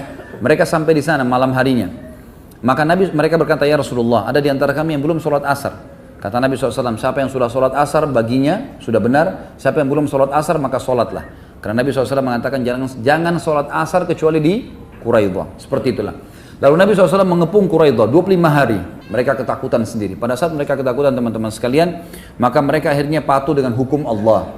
Beberapa sahabat sempat teriak mengatakan, hai Yahud, mengalahlah dengan hukum-hukum Allah dan hukum Rasulnya. Lalu mereka berkata, apa kira-kira hukum Nabi kalian? Ada satu orang Ansar mengatakan, tentulah kalian akan dipenggal, gitu kan? Karena berkhianat, gitu kan? Lalu mereka ketakutan, mereka tidak mau. Kalau gitu kami nggak mau turun, gitu kan? Kami nggak mau buka pintu bentengnya. Lalu kata seorang Ansar lagi yang lain, lalu kalian mau terima hukumnya siapa? Kalau bukan hukumnya Nabi SAW. Mereka mengatakan hukumnya Sa'ad ibn Mu'ad. Siapa Sa'ad ibn Mu'ad ini? Pimpinan Aus. Aus sekutunya Quraidah, gitu kan? Mereka tidak tahu kalau nanti Sa'ad ibn Mu'ad ini malah menyusahkan mereka, gitu. Kami mau turun tapi bukan pada hukum Muhammad, hukumnya Sa'ad ibn Mu'ad. Baiklah, kata Nabi SAW, panggil Sa'ad ibn Mu'ad. Waktu itu, perlu juga kita ketahui, tadi ada yang belum saya ceritakan teman-teman. Waktu pasukan Ahzab lagi menjatuhkan tanah-tanah di pinggir parit tadi, muslimin memanahi dengan panah, melempar dengan tombak, juga ada di antara mereka yang memanahi muslimin. Nah, salah satu panah Quraisy sempat kena di daerah lengan sebelah kanan, ya, sebelah kanannya Sa'ad bin Mu'ad. Jadi dia pakai baju perang, tapi baju besi itu cuma setengah saja. Ada biasanya orang pakai utuh sampai di tangan, ini enggak, punyanya dia sampai setengah. Sampai Aisyah mengatakan, aku sempat melihat Sa'ad bin Mu'ad lewat di depan rumahnya Nabi SAW, kemudian di sisi kanannya, tangannya tidak dilapisi dengan besi, dan aku khawatir kalau itu akan mencederainya. Ternyata memang anak panah Quraisy ada yang meleset dan kena di tangan kanannya Sa'ad bin Mu'ad, lalu mengeluarkan darah yang sangat banyak. Karena letihnya Sa'ad bin Mu'ad, waktu itu sangat letih karena pendarahan yang banyak, Nabi SAW suruh membuat kemah di dekat masjid Nabi SAW, lalu khusus untuk istirahatnya Sa'ad di situ. Jadi Sa'ad tidak usah ikut ke Quraidah, gitu kan? Tapi waktu orang-orang Quraidah minta Sa'ad yang memberi hukum, Nabi SAW kirim, coba panggil Sa'ad, bisa nggak dia datang? Maka Sa'ad datang, waktu dipanggil, Nabi SAW memanggil anda. Dia bilang, baiklah, saya datang kalau Rasulullah yang panggil. Beliau dikatakan dalam riwayat, ditidurkan di atas keledainya, itu dalam kondisi lemah sekali, gitu kan. Sampai tiba di sana, maka Nabi SAW berkata, berdirilah untuk tuan kalian. Maka para orang-orang Ansar pun berdiri dan Muhajirin pun juga berdiri. Waktu melihat Sa'ad datang dan melewati sukunya, suku Ash'al namanya, karena ini sekutu orang-orang Quraidah, kata mereka, wahai Sa'ad, mereka adalah sekutu kita, maafkanlah, ya, karena keputusan di tangannya dia nih, maafkanlah, gitu kan, atau ringankanlah hukumannya, karena mereka sudah mengalah. Maka kata Sa'ad pada saat itu tidak bicara apa-apa, beliau tetap jalan sampai tiba di hadapan Nabi SAW dan semua depan kaumnya, lalu dia mengucapkan kalimat, nanti terakhir baru difahamin. Dia mengatakan, telah tiba saatnya untuk Sa'ad tidak peduli lagi terhadap perkataan orang dalam keputusannya untuk meridhokan Allah. Ini keputusan. Orang belum paham kalimatnya dia nih. Dia ulangi lagi. Sudah tiba saatnya, saat akan tidak mempedulikan perkataan orang dalam mengambil keputusan yang membuat ridho Allah. Sampai 3 kali. Baiklah. Lalu kata Nabi SAW, wahai Sa'ad, sesungguhnya mereka ingin turun terhadap di atas hukummu. Hakimilah mereka. Saat karena adabnya dengan Nabi SAW, dia mengatakan, ya Rasulullah, Anda lebih pantas mengambil sebuah keputusan.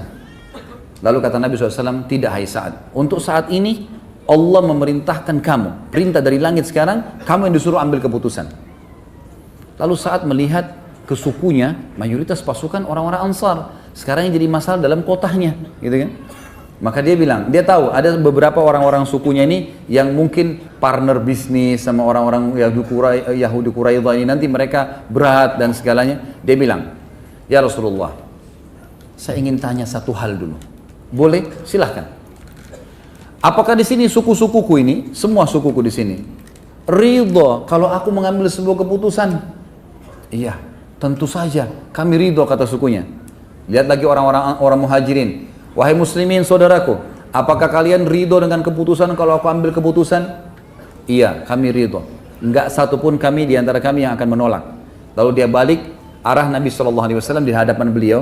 Lalu ada kemahnya Nabi di sebelah kanannya Sa'ad. Sa'ad tidak mau kesannya kayak menggurui Nabi atau melampaui Nabi, maka beliau mengatakan, apakah pemilik kemah ini juga ridho kalau saya mengambil keputusan? Nabi SAW tidak dikatakan apakah Nabi setuju enggak? Apakah pemilik kemah ini juga setuju kalau saya ambil keputusan? Kata Nabi SAW, iya hai Sa'ad. Kalau begitu hai muslimin, keputusan saya, semua laki-lakinya Quraidah dibunuh. Semuanya. Semua perempuan dan anak-anaknya jadi tawanan perang. Jadi sahaya. Gitu kan. Hartanya dibagi sebagai ghanimah. Selesai keputusannya. Maka Nabi SAW tutup takbir, Allahu Akbar, kau telah berhukum dengan hukumnya Allah dari langit ke-7. Allah sebenarnya mau keputusan itu, tapi kau keluarkan dari mulutmu hukum yang Allah inginkan tadi.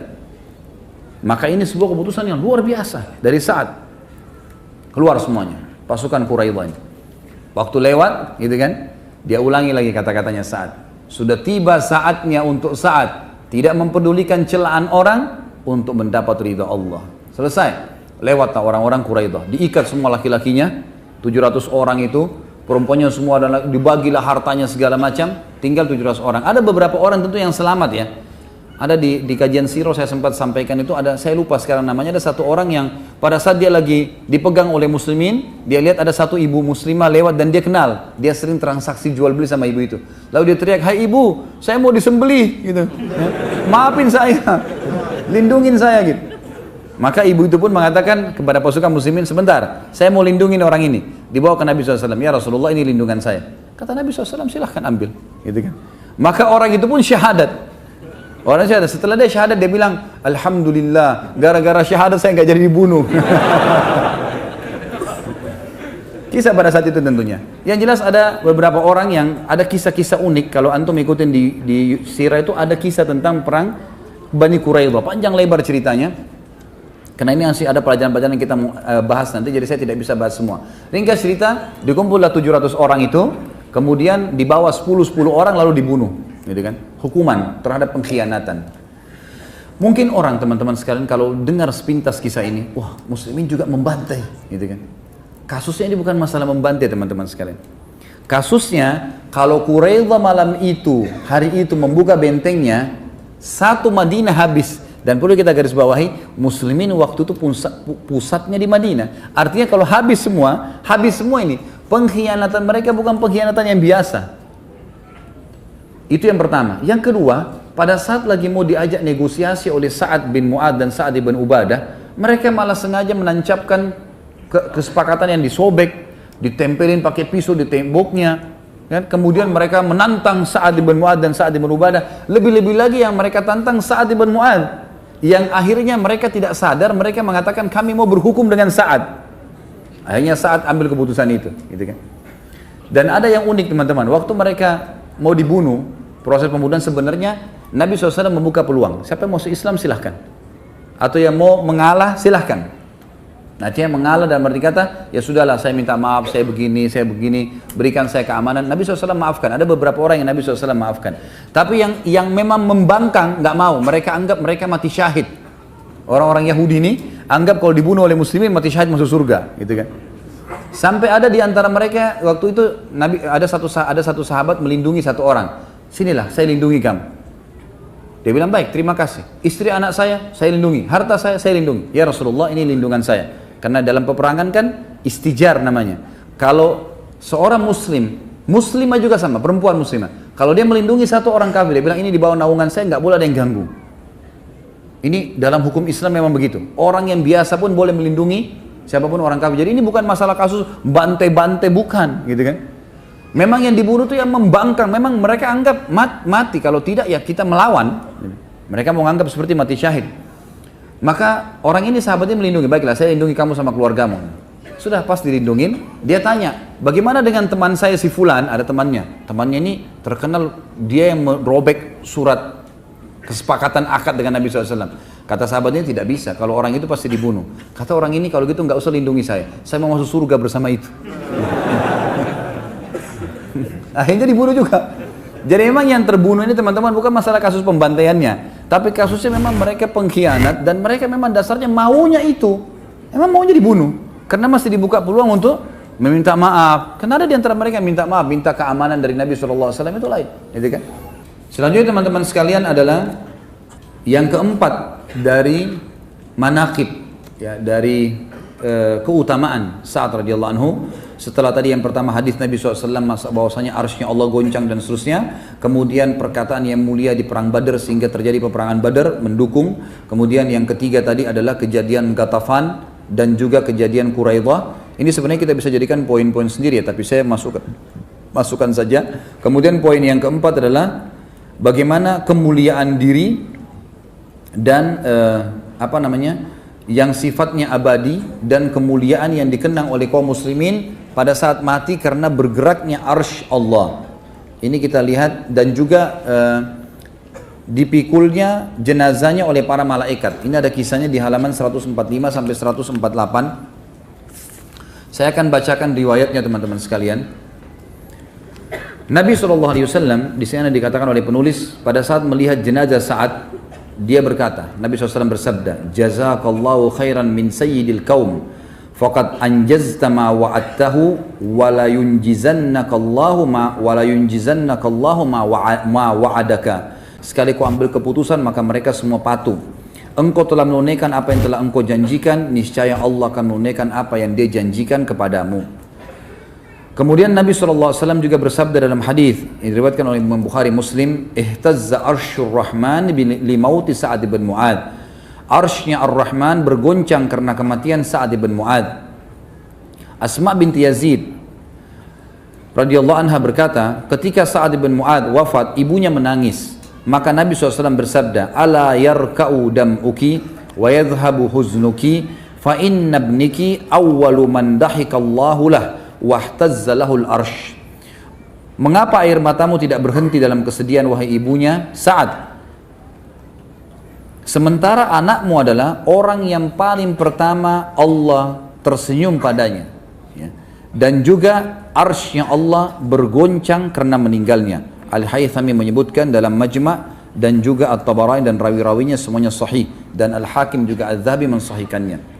Ulama lain juga berkata yang dimaksud dengan bergoncang arsy-Nya Allah adalah bergoncangnya para pemikulnya dari kalangan malaikat dan malaikat-malaikat lain. Di sini mudhaf atau kata yang disandarkan tidak disebutkan yaitu malaikat pemikul arsy, tetapi memang ini pendapat di antara ulama yang mengatakan. Yang lain juga berkata yang dimaksud dengan bergoncang sini adalah kebahagiaan dan penerimaan, di antaranya perkataan orang-orang Arab yang berkata fulanun yahtazzu lil makarimi.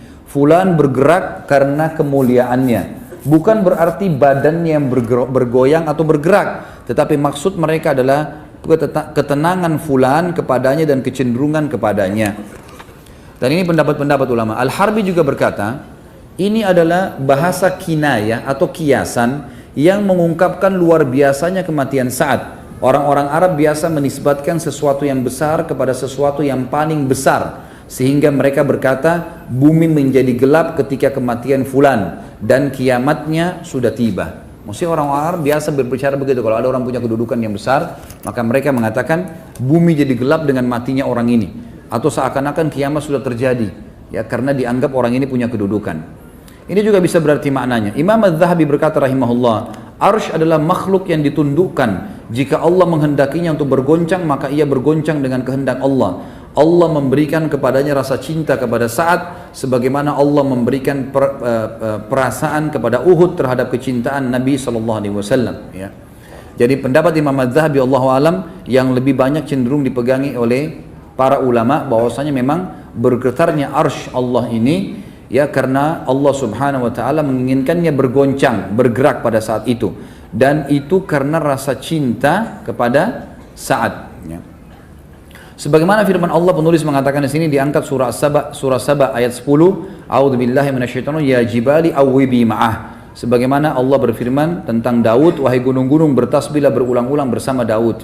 Padahal kita tahu gunung-gunung tidak bisa bertasbih, tapi kuasa Allah SWT Allah bisa melakukan itu. Kemudian juga dikatakan surah Al-Isra ayat 44, Allah berfirman, A'udzubillahi minasyaitonirrajim, tusabbihu lahus samawati sab'u wal ard, al-ayat. Langit yang 7 dan bumi juga bertasbih kepada Allah. Padahal kita tidak pernah bisa mendengarkan tasbih tersebut. Kemudian dalam surah Al-Isra ayat 44 juga dikatakan, wa in min syai'in illa yusabbihu bihamdi. Tidak ada sesuatu kecuali ia bertasbih dengan memujinya. Di dalam Sahih Bukhari, Ibnu Mas'ud berkata radhiyallahu anhu, kami mendengar tasbih makanan yang sedang dimakan, dan ini adalah bab yang sangat luas. Dalam arti kata teman-teman sekalian, kita hanya mau menekankan bahwasanya memang kalimat daripada bergetar arsy-Nya Allah ini tidak ada satupun perkataan di sini dari para ulama yang mengatakan Allahnya yang bergetar, gitu kan? Karena tidak mungkin kita mengucapkan kalimat ini, tidak santun kepada Allah SWT. Tapi arsy adalah ciptaan Allah, dan sudah diberikan tadi gambaran bisa karena perintah Allah, bisa karena kecintaan arsy kepada Allah, bisa karena apa saja ya. Mungkin pemikul arsy yang bergoncang karena malaikat-malaikat itu mencintai Sa'ad dan seterusnya. Dan dalam satu riwayat Ibnu Umar meriwayatkan dinisbatkan kepada Nabi SAW, dikatakan Nabi SAW bersabda, ihtazzal arsyu li hubbi liqa'illahi Sa'ad. Arsy bergoncang karena mencintai perjumpaan Allah dengan Sa'ad, dan ini diriwayatkan oleh Ibnu Sa'ad dan Hakim, dan beliau mensahihkannya.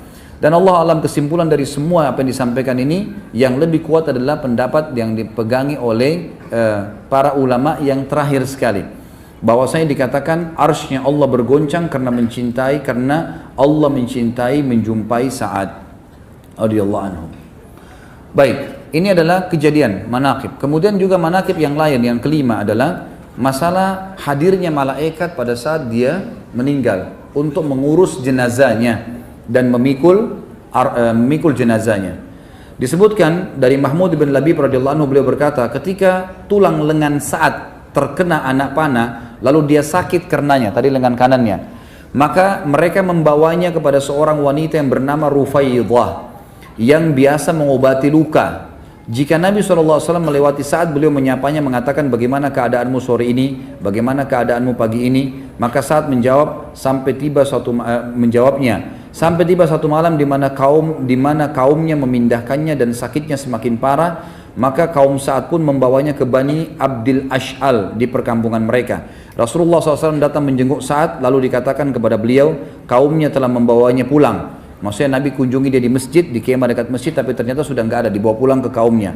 Lalu Nabi SAW berangkat dan kami mengikuti beliau, kata Mahmud bin Labib, beliau pun berjalan dengan cepat sampai tali sendal kami terputus karena cepatnya Nabi SAW berjalan. Jadi pada saat sudah diangkat dari kemahnya di dekat masjid, dibawa ke rumahnya di perkampungannya, Nabi SAW segera mengejar ke sana. Ada alasannya kenapa dikejar nih. Dan Nabi SAW buru-buru, sampai para sahabat karena mengejar Nabi SAW, sendal-sendal mereka terputus.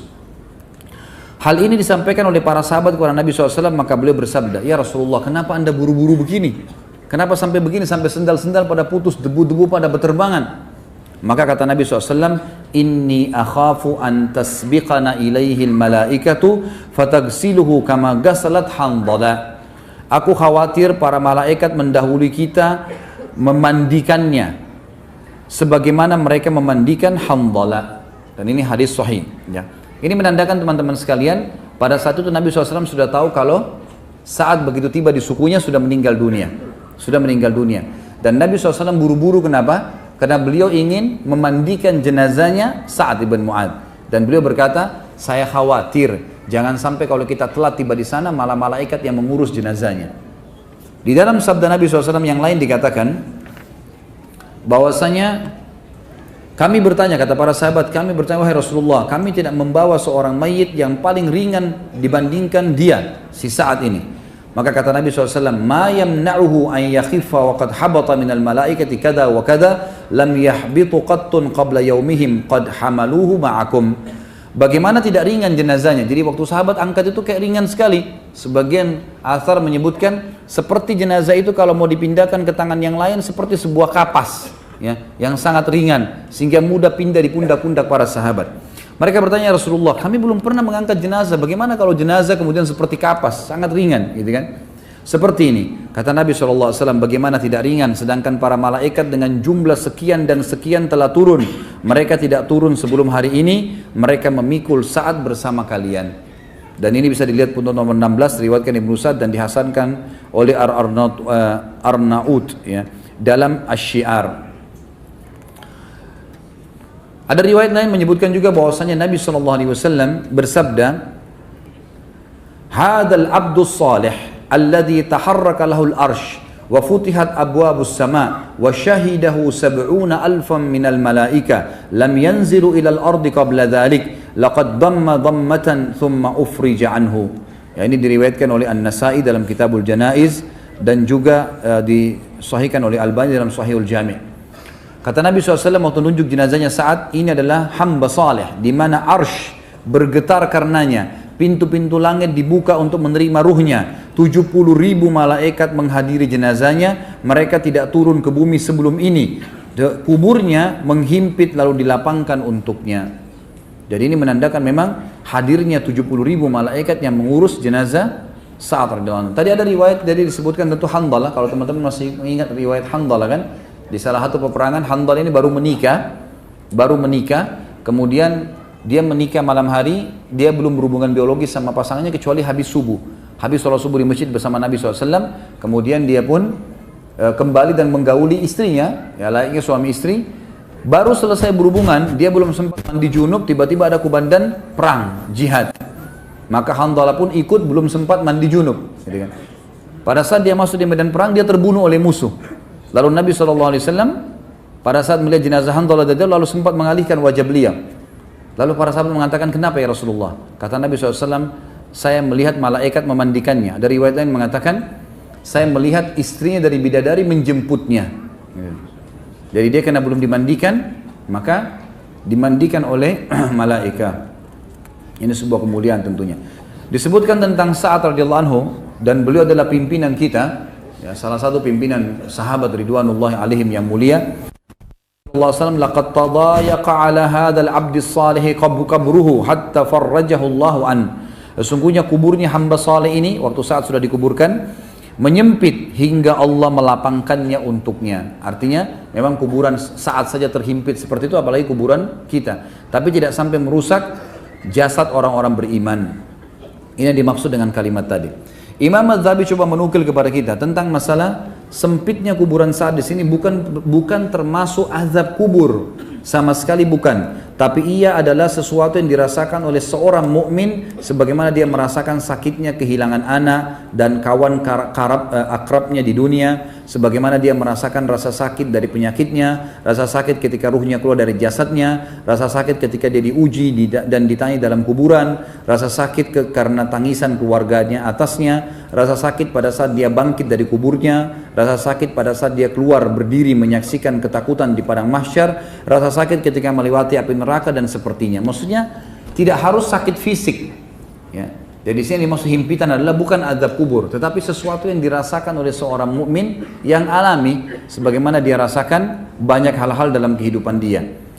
Ini bukan berarti sudah ada siksaan karena peringatan dari Allah, sama dengan kasus tadi Sa'ad. Bukan berarti dikatakan kuburannya menghimpit berarti dia akan berarti siksaan kubur, tidak, tapi dia adalah sebuah peringatan bahwasanya semua orang akan dihimpit oleh kuburannya, tapi orang mukmin tidak akan sampai rusak jasadnya. Surah Al-Mu'min juga ayat 18 berbunyi, a'udzubillahi minasyaitonirrajim, wa anzirhum yaumal azifati idil qulubu ladal hanajir, al-ayat. Berilah mereka peringatan hai Muhammad dengan hari yang dekat. Ketika itu hari menyesak, hati menyesak sampai di kerongkongan. Apakah ini maknanya hatinya seseorang naik sampai ke kerongkongannya? Jawabannya tidak. Tetapi yang dimaksud adalah peringatan tentang susahnya pada hari itu sampai seakan-akan hati seseorang mendesak sampai ke kerongkongannya. Tentu di sini ada peringatan-peringatan dari penulis, diantaranya beliau mengatakan, mungkin Anda mengira bahwa orang yang beruntung tidak akan mengalami ketakutan di dua alam, dunia dan akhirat, dan tidak mengalami kecemasan dan kekhawatiran. Maka itu tidak benar. Tapi orang mukmin bisa merasakan kecemasan dan kekhawatiran. Khawatir nanti jangan sampai dia disiksa sama Allah, khawatir jangan sampai amalnya belum diterima. Itu adalah sesuatu yang positif. Makanya ahli sunnah wal jamaah sepakat kita menyembah Allah dalam keadaan antara khauf dan raja, antara takut, khawatir dengan azabnya Allah, khawatir amal-amalnya masih kurang pahalanya, dan juga raja berharap rahmatnya Allah subhanahu wa ta'ala. Sebagai penutup dalam poin manaqib ini teman-teman sekalian adalah bagaimana meninggalnya tokoh kita Sa'ad radhiyallahu anhu. Ada sebuah riwayat menjelaskan kepada kita, atau dua buah riwayat. Yang pertama diriwayatkan oleh Imam Muslim dari Al-Bara' ibn Azib radhiyallahu anhu, bahwasanya Rasulullah SAW pernah diberi hadiah sebuah jubah dari sutra, maka para sahabat merabahnya dan sangat lembut karena sutra yang sangat mahal, gitu kan. Walaupun Nabi SAW tidak memakai itu karena sutra tidak boleh dipakai bagi laki-laki, tapi para sahabat kagum melihat karena hadiah itu sangat mewah, ditaruh di sebuah tempat yang mewah. Mereka kagum pada kelembutannya, maka Nabi SAW bersabda, "Atajabuna min lini hadhihi lamanadilu Sa'd bin Mu'adz fil jannati khairum minha wa alyan."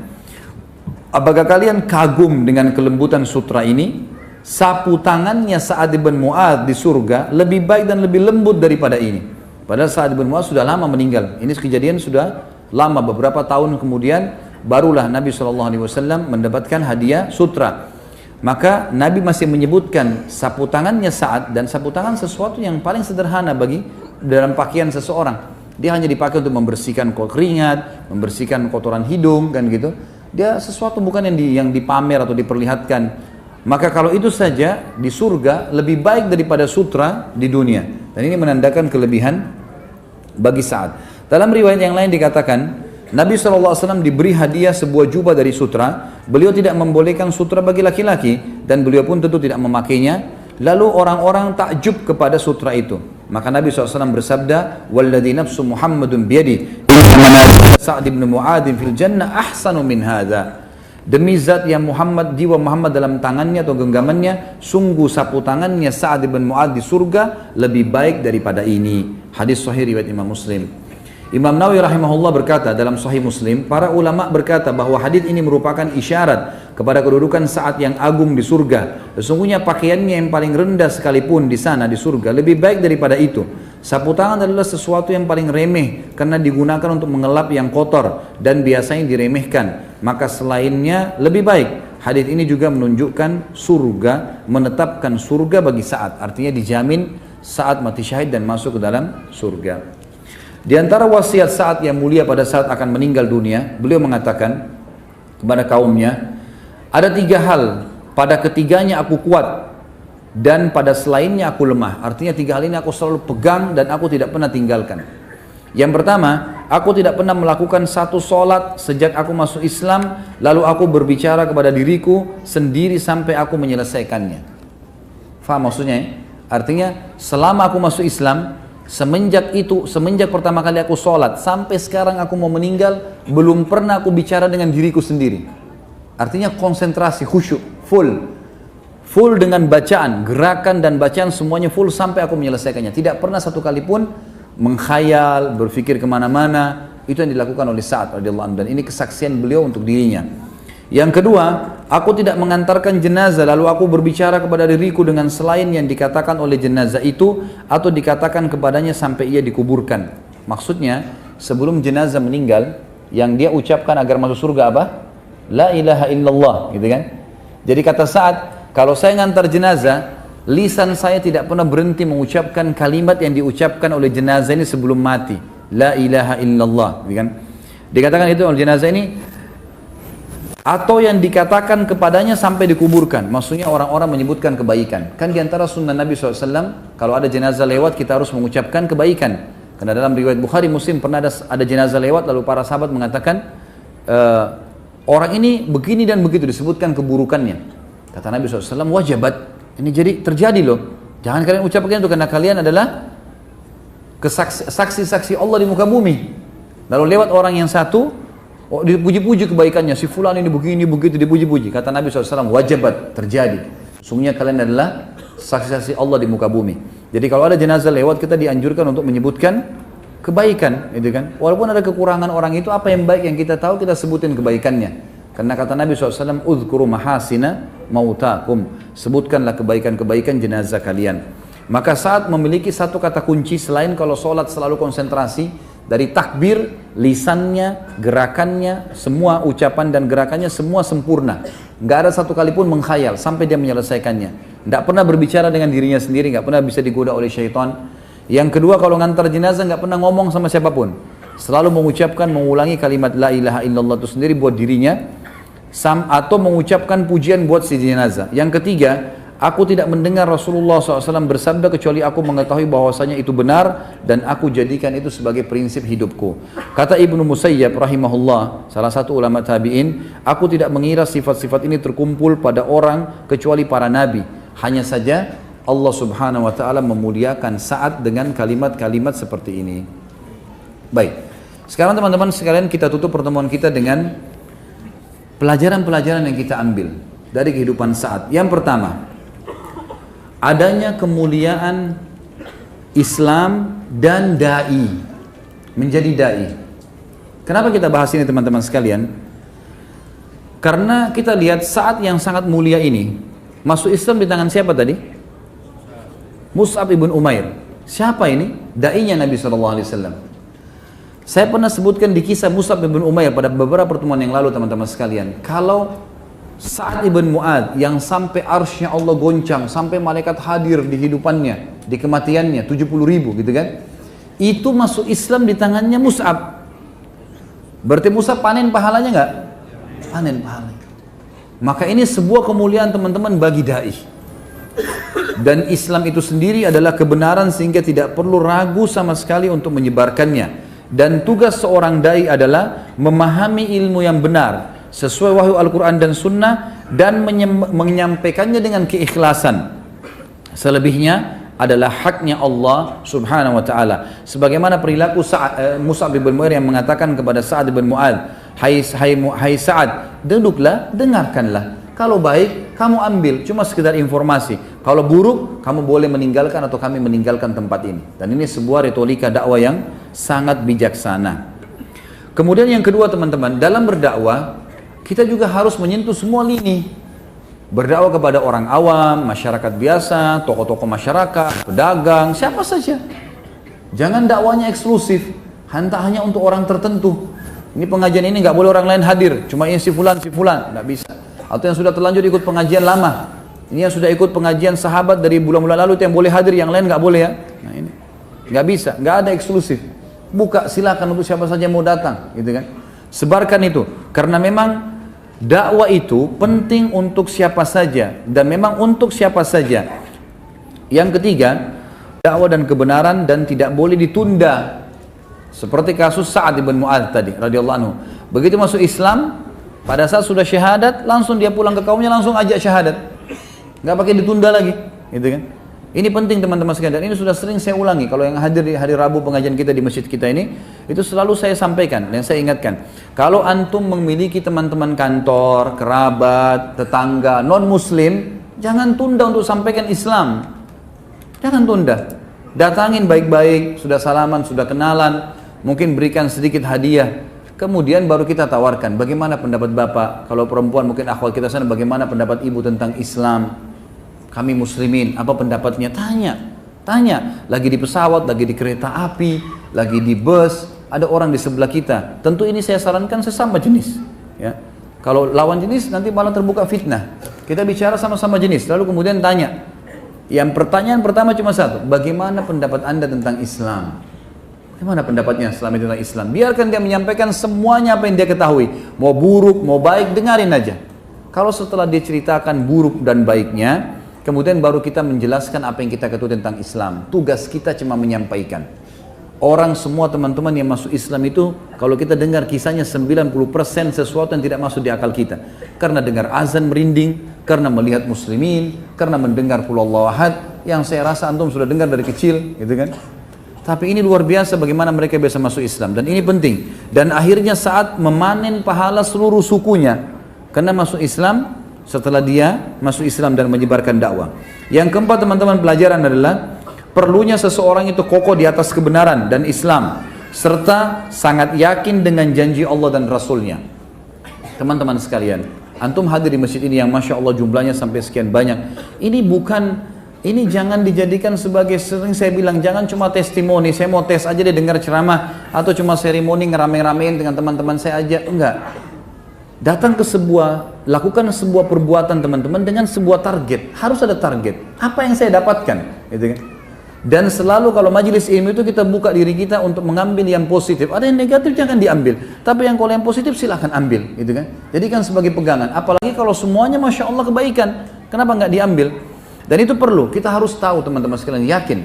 Dan bukan cuma itu, kalau kita sudah yakin tentang kisah Sa'ad dan kisah sahabat-sahabat Nabi yang lain yang sudah kita jelaskan, penyampaian-penyampaian tentang hukum-hukum syar'i yang kita sudah yakin dengan dalilnya teman-teman sekalian, itu tinggal dipraktikin. Demi Allah tinggal tunggu mati kita bersama-sama dengan mereka. Ingat, para sahabat teman-teman kalau mau meninggal seseorang di antara mereka, itu mereka datang satu sama yang lain. Dan mereka saling berkata apa? Berita gembira buat kamu. Temannya mau mati, dia bilang berita gembira buat kamu.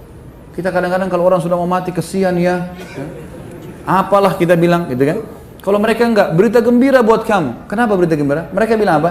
Sebentar lagi kau akan menemui semua hasil perbuatanmu yang baik-baik. Kamu akan masuk, kamu akan bertemu dengan Rasulullah SAW, kamu akan bertemu dengan sahabat-sahabatnya dan orang-orang soleh, dan kau akan masuk ke surga yang dijanjikan. Apa maksudnya kalimat ini teman-teman?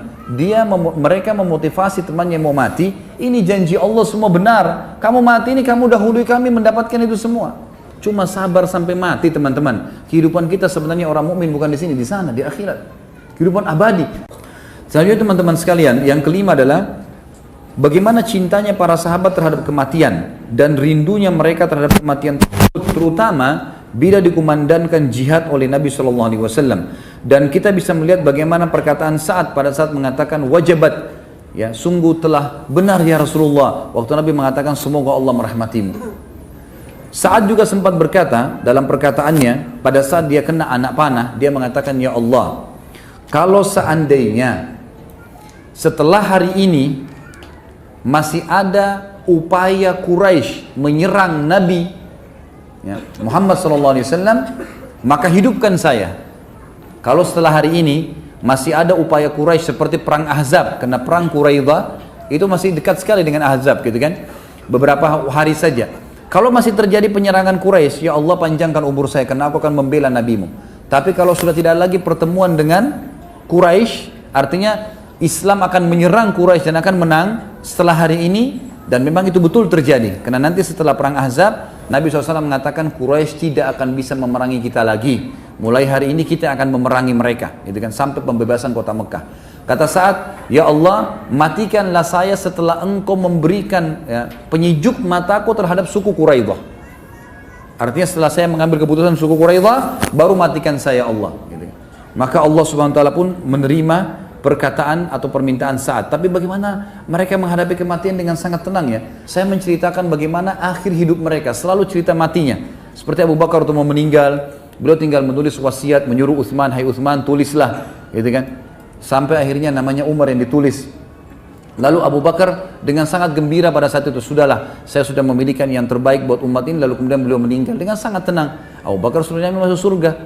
Umar juga begitu pada saat mau meninggal. Beliau waktu mau meninggal, beliau mengatakan, mintalah izin kepada Aisyah Ummul Mukminin supaya saya bisa dikubur bersama Nabi SAW dan Abu Bakar. Kalau diizinkan alhamdulillah, kalau tidak, kalau saya mati hari ini, kuburkan saya di kuburannya muslimin.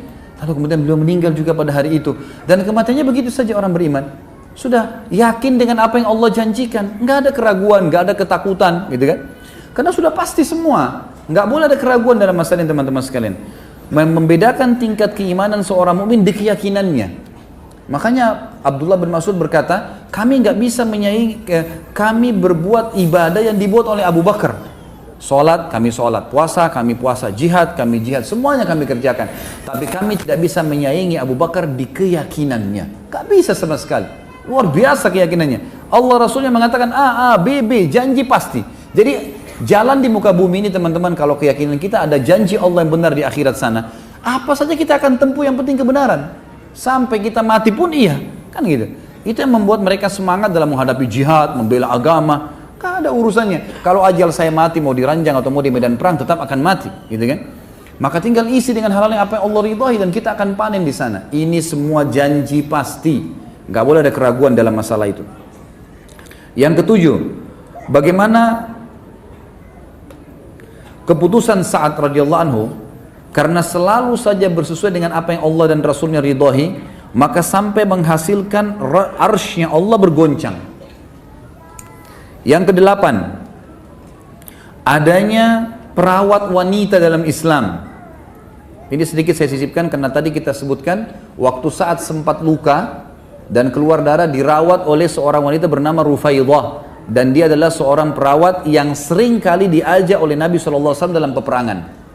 Karena ada beberapa nama-nama wanita memang yang menjadi perawat, dan ulama juga menjadikan ini sebagai salah satu dalil bolehnya kalau orang perawatan, pengobatan, maksud saya pengobatan oleh lawan jenis, gitu kan? Ini sesuatu yang harus darurat, kecuali kita masih mendapatkan sesama jenis yang ada, alhamdulillah. Tapi kalau tidak, maka hukum syar'inya boleh. Dan itu bisa disebut, bisa dibaca tadi di halaman 149. Kemudian yang ke 10, bagaimana para malaikat bisa hadir di kematian orang-orang beriman, dan itu bukan mustahil terjadi kepada selain Sa'ad. Khusus untuk malaikat hadir ya, mungkin bisa. Karena kita tahu misalnya ada firman Allah Subhanahu wa taala yang menyebutkan tentang orang-orang mukmin kalau meninggal, seperti a'udzubillahi minasyaitonir tatanazzalu alaihimul malaikatu alla khaufun alaikum wa lahum yahzanun. Pada saat orang-orang mukmin meninggal, maka akan turun malaikat-malaikat kepada mereka dan berkata, janganlah kalian sedih dan jangan kalian susah, gitu kan? Dalam sebuah hadis disebutkan Nabi SAW bersabda, malaikat akan memperlihatkan seluruh amal-amal solehnya yang diterima, sehingga dia sangat rindu ingin bertemu dengan Allah, Allah pun rindu bertemu dengannya. Jadi ada malaikat memang hadir, dan memang salah satu hal yang paling mendasar, yang paling pertama dilihat hal gaib ya oleh mata seorang manusia, itu pada saat kematian melihat malaikat. Pada saat kematian melihat malaikat.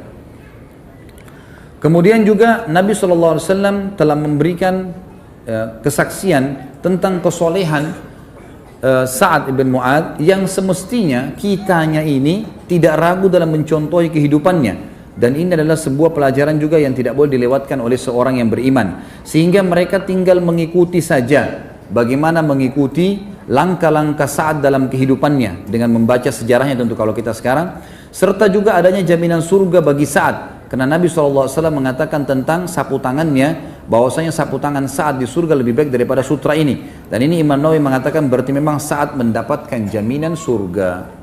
Allahu a'lam.